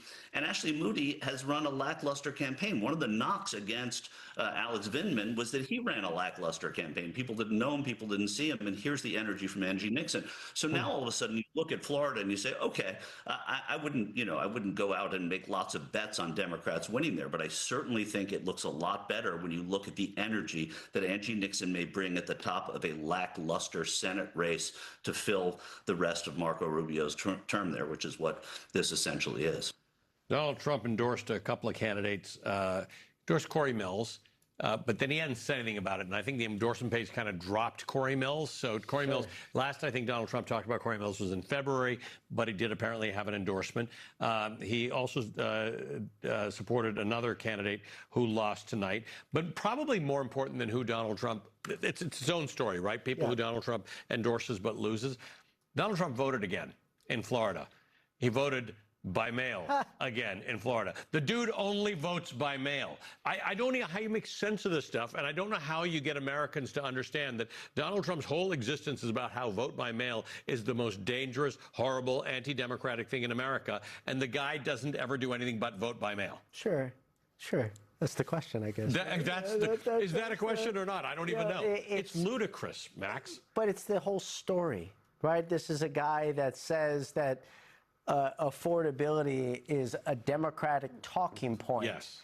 At the same time, it bores him. Exactly. Yeah. At the same time that he is engaging in an unnecessary, unconstitutional, reckless war that has catalyzed a horrific spike in gas prices. Right. This is at the same time that instead of putting money in people's pockets, he's spending it on a gaudy ballroom and on enhanced security for his golf trips, and then to convert a luxury airliner that he was gifted from the Qataris instead of putting money in people's pockets. Right. This is a guy who is feeding people on duty.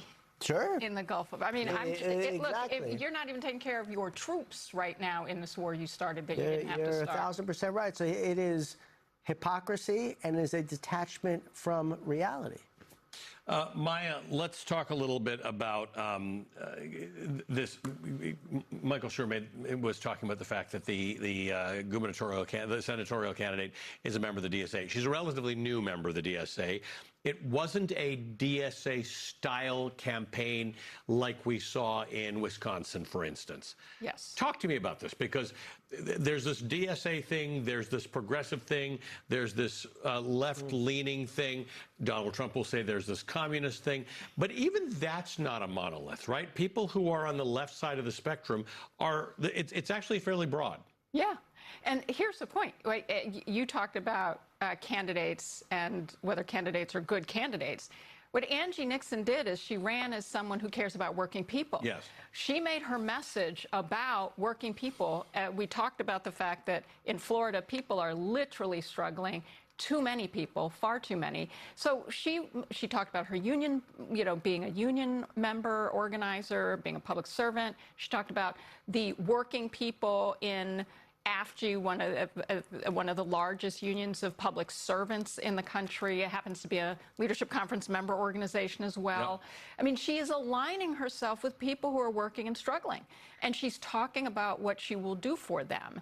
That's how she ran. We're sitting in New York City where Zohran Mamdani ran very similarly. And what we're forgetting is how candidates that are igniting people's feeling that they are sincere about taking care of their problems and solving them, to Max's point about Donald Trump is causing a lot of problems rather than solving some.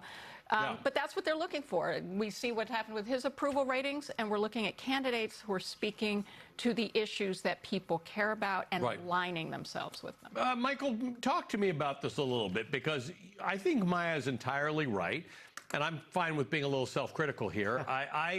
I've been very clear. You and I have talked about this many times. I don't think people fighting within a political party in primaries is a bad thing. I actually happen to think that's a really good thing. I don't actually care how much it hurts and how bruising it is. I think that's what political parties should do. But in the end, fundamentally, the ideological discussions that we tend to have on cable TV are not really the discussions most voters have in any election. No, and that goes to what Maya was saying, right? It is about the issues. It's about what you care about. Sure, there are people that are drawn to personality. There are people who are drawn just to party. But when you get down to it, you're not really thinking about, oh, these people are fighting, they're in the same party, this is bad for us.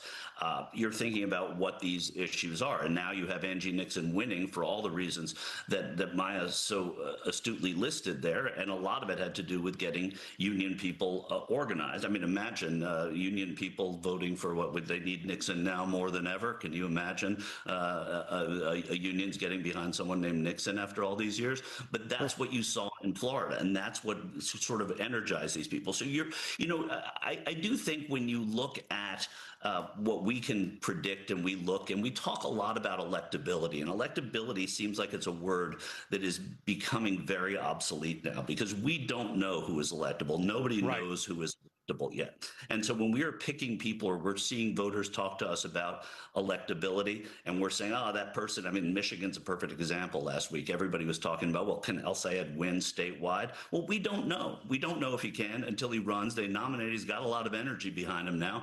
And so let's see. And in all likelihood, he's gonna run a close race and will probably win in that state, in my estimation. But so those are the things we do that are not fair to candidates and to voters. But by the same token, we're here to analyze and look at who won and what their chances are and what they can do.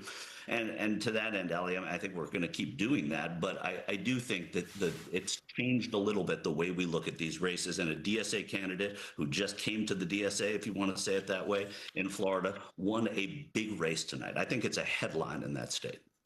I think you're absolutely right. We have a lot of data points. You're right. We don't know the answers. The polls don't give us all the answers. We don't know what electability actually means because here's the good part. Voters actually make that decision in the end. Michael, as always, thank you, my friend. Thank you to Maya Wiley, president of the Leadership Conference on Civil and Human Rights, former Democratic Congressman Max Rose. Those two are sticking around with me. Michael, I'm going to say goodnight to you. And after the break, we're going to head to Alaska, where polls are still open and where we're following a Senate race that Democrats do have a shot at flipping in November. Plus, Donald Trump's latest trade war gambit could inflame the affordability crisis even more. Just in the last hour, he's announced yet a new move. And what really happened on what was supposed to be day one of peace with Iran.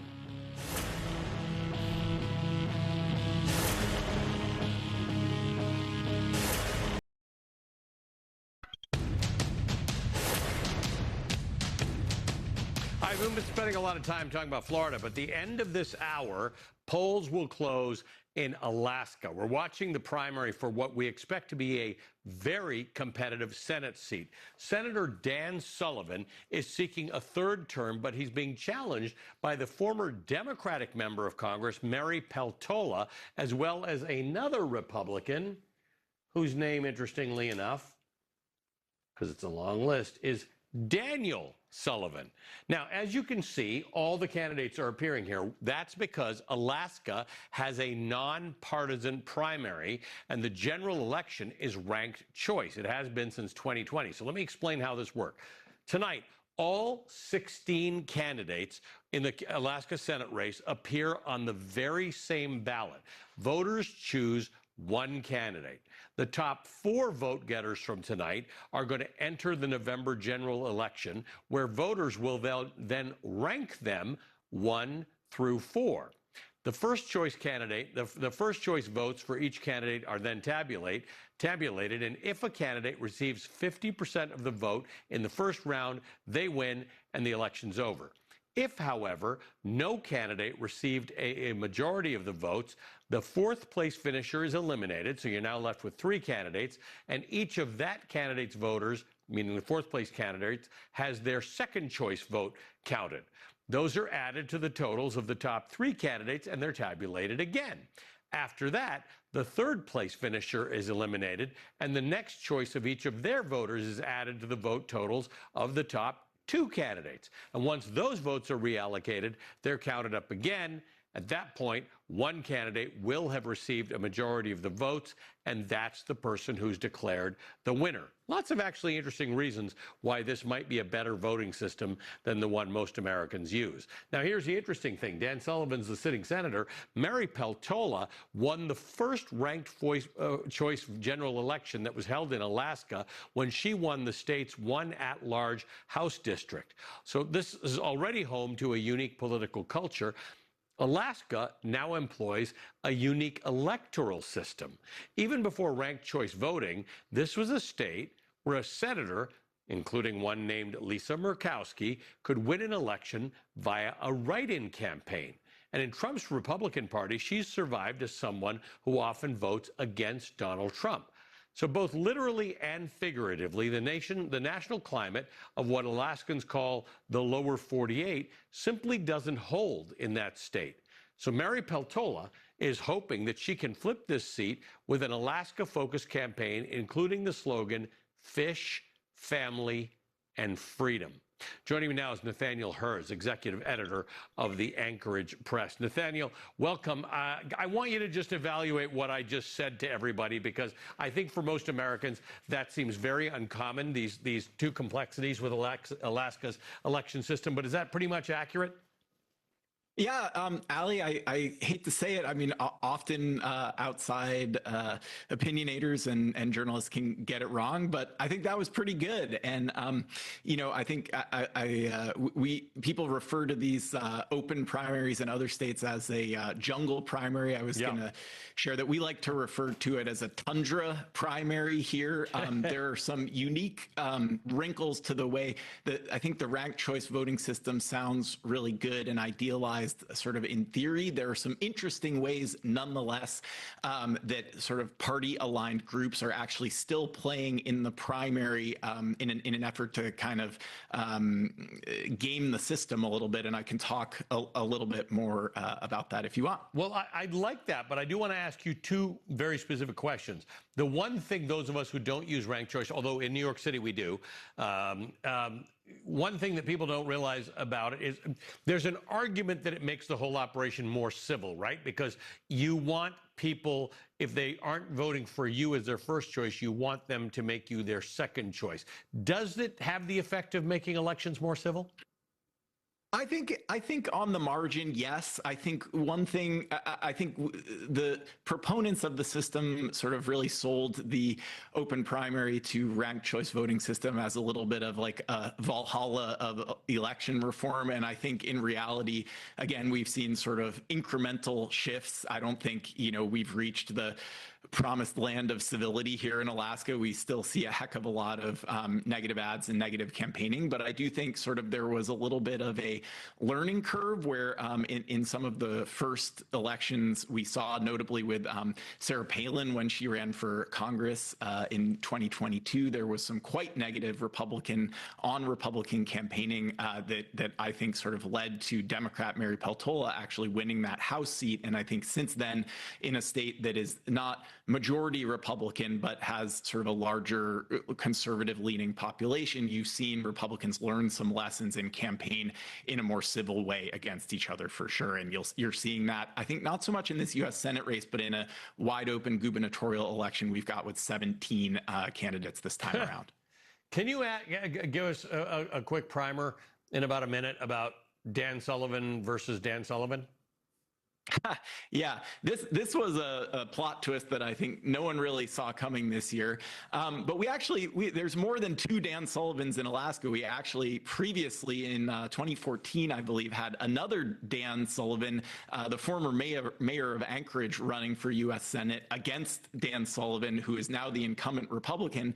This time around, we had another Dan Sullivan, I believe a retired teacher who is living in Southeast Alaska in Petersburg who filed to run as a Republican at the last minute, but not sort of a mainstream Republican, sort of a, because Dan Sullivan, incumbent, is the Trump-endorsed mainstream incumbent Republican candidate. This Dan Sullivan has been running as sort of a spoiler candidate, I guess, and, sort of says he's not really doing it based on the name, but, I think the Republicans took it as a real affront, and there were efforts by our Republican lieutenant governor and the elections director, who sort of function as the Secretary of State, to keep him off the ballot, to sort of strip the ballot of the challenger Dan Sullivan's Republican affiliation. There was a very good New York Times piece kind of taking folks inside the kind of machinations today, but he's been otherwise the challenger Dan Sullivan has been otherwise fairly tight-lipped and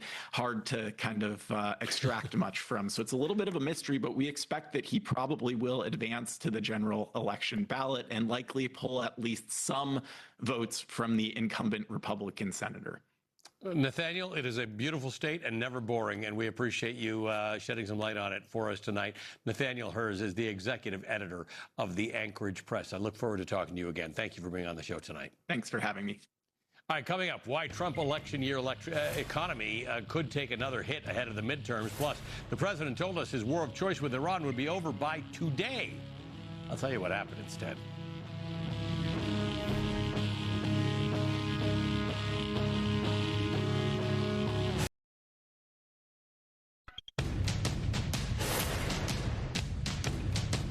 Worth remembering tonight as we're watching primary results come in from two typically ruby red states where Democrats are seeing openings that in the majority of polls over the past year, voters say the economy is their number one issue. And the Donald Trump economy is a real-time affordability crisis. On top of the Iran war driving up the price of gas and goods, Trump continues to wage trade war policies that threaten to drive prices even higher. He's been threatening 50% tariffs on a variety of Canadian goods. Now, the cost of tariffs is paid for by the companies who are bringing in the product to the United States, but those companies ultimately pass along those costs to you by increasing the price of goods. Last year, 72% of all of Canada's exports went to America. Canadians imposed retaliatory tariffs against the United States last year and have moved to strengthen their trade relations with other countries. Most notably, Canada has begun selling its oil to China, which was unthinkable just a few years ago. Facing a midnight deadline, midnight tonight, to avoid the tariffs, Trump took to Truth Social in the last hour to declare that the tariffs on Canada will be paused for 3 days while he finalizes the details of a deal with Canada. But how much is a Trump deal worth at this point? Joining me now is Jared Bernstein, former chairman of the Council of Economic Advisors under Joe Biden. Jared, nice to see you. Thank you for being with us. I will say, I'm from Canada, and I'm back in Canada all the time. I was there a couple of weeks ago. Canadians don't think this is funny. They don't think it's a joke. They're not really into this. And their general view is that this unbreakable relationship that has gone on for the entire history of Canada and the United States being countries is broken. The Prime Minister of Canada, Mark Carney, has said so, that this is just going to be a new thing. We're not sitting around waiting for Donald Trump to come up with a deal that might be okay with both of us. No question. And Mark Carney has been a particularly straight shooter talking about the damage that Trump's doing, not just to North American trade arrangements, but in a global sense. He's talked about the lasting damage that occurs when you have someone who you really can't deal with on the up and up, and someone who so deeply underappreciates the linkages between our countries. Auto production is a great example. I always believe that we have a North American auto production system, which is Canada, the U.S., and Mexico. Correct. And it's been a highly efficient machine for many years. Of course, Trump, with his very misguided views, has just thrown a wrench into that. And look, I think bottom line, this is, yes, it's hurting Canadian exports. They're one of our biggest trading partners, but it's also hurting American consumers through the precise channel you mentioned earlier, which is the pass-through to them at the end of the chain. So Canada and the United States have major trade relationships. A lot of our lumber comes from Canada. You mentioned autos. A lot of dairy is traded between the two countries. Potash, which a lot of people don't think about, but a necessary ingredient in fertilizer. And electricity. Now, I come from Ontario. Ontario has a very conservative premier, the equivalent of a governor. He threatened the United States to say, at some point, we might just cut off the electricity. I mean, I think something like 25 or 30% of New York City's electricity comes from either Ontario or Quebec. Now, these are big moves. They're probably not going to happen because once you start cutting off electricity and oil and potash, then you're in a full-out trade war. But the bottom line is, what's the danger of these kinds of conversations even happening? There are many dangers. One is that American consumers end up paying more for goods than they would in the absence of these tariffs. Now, the Trump administration has incessantly said from the beginning, and it is just a big, bold lie, that the Canadians, that is the exporters, will swallow the cost of the tariffs. They'll absorb those costs. Well, first of all, as you correctly pointed out, the tariffs are paid by the importing companies when they come through customs. So that's the most direct impact. But it doesn't just stop there. Of course, those companies are going to try to pass those prices forward to consumers. Basically, the person at the end of the chain is holding the bag, and that, of course, is the consumer. But there's a larger issue in play here, which is that while tariffs narrowly applied have been shown to be useful when other countries are dumping in our country, and that's a very specific thing. It's a rubber tires grade 4. It's not all electricity from Canada. Then you start to see global trade arrangements reshape. And that's the Chinese point you made earlier. You said it quite the way I would, which was you wouldn't see that kind of agreement between China and Canada. By the way, Mark Carney has also starting to allow Chinese EVs to come into Canada. I saw them when I was in Canada. Cars you don't see in the United States, you now start to see on Canadian streets. If you walked around this country, you would think China didn't make electric vehicles, but of course they're a dominant producer. And what Carney is trying to do there is not just take in some of these BYD, these China EVs, but he's trying to do some technology transfers so they can learn how to build them there. It's actually, in my view, a smart move as long as you keep that under a quota, which is what he's doing. I think it's 50,000 vehicles. But at any rate, that's the kind of reshaping of trade relations that will probably outlast Donald Trump. Yeah. And Canadians, I think, and Americans would like to take a long view of this and understand that this long-standing relationship goes on for a long time. But Donald Trump sure can test the patience. Jared, good to see you as always. Thank you for being with us. Jared Bernstein is the former chairman of the Council of Economic Advisors under President Joe Biden. All right, coming up, inside the latest chaotic chapter of the war with Iran, including conflicting stories from the president and his own son-in-law about whether the peace talks are actually taking place.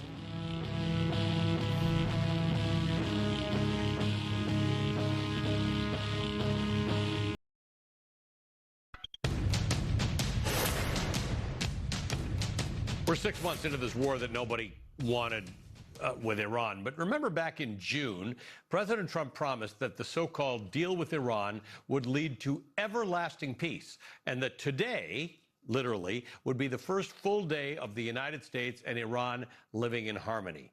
Well, here's what happened instead. This morning, the president posted on social media that, quote, there are no talks or conversations going on or scheduled with the Islamic Republic of Iran. That's a direct contradiction, by the way, to what one of his lead negotiators, his very own son-in-law, Jared Kushner, said just yesterday when he described the state of negotiations to Fox News as, quote, active and positive, and even, quote, more robust than it's maybe ever been, end quote. Meanwhile, the UAE, a key U.S. ally, says it detected 2 ballistic missiles fired at its territory from Iran today. Both missiles fell into the sea. The Washington Post reports that the Trump administration may be planning to scale down the American presence in the Persian Gulf due to extensive damage to U.S. bases in the region, according to 2 people familiar with that matter. Iran, on the other hand, may be planning the opposite. As new reporting in the Wall Street Journal reveals, Iran has spent the Memorandum of Understanding 60-day window preparing for a yet larger scale war. And today, Trump tripled down on his desire to simply claim the strait in the name of the United States, posting on social media that the waterway is now new U.S. territory. Iran's deputy foreign minister responded, calling it, quote, the delusions of this deluded man. We'll continue to follow developments in Trump's war against Iran as it approaches the 6-month mark. We'll be right back.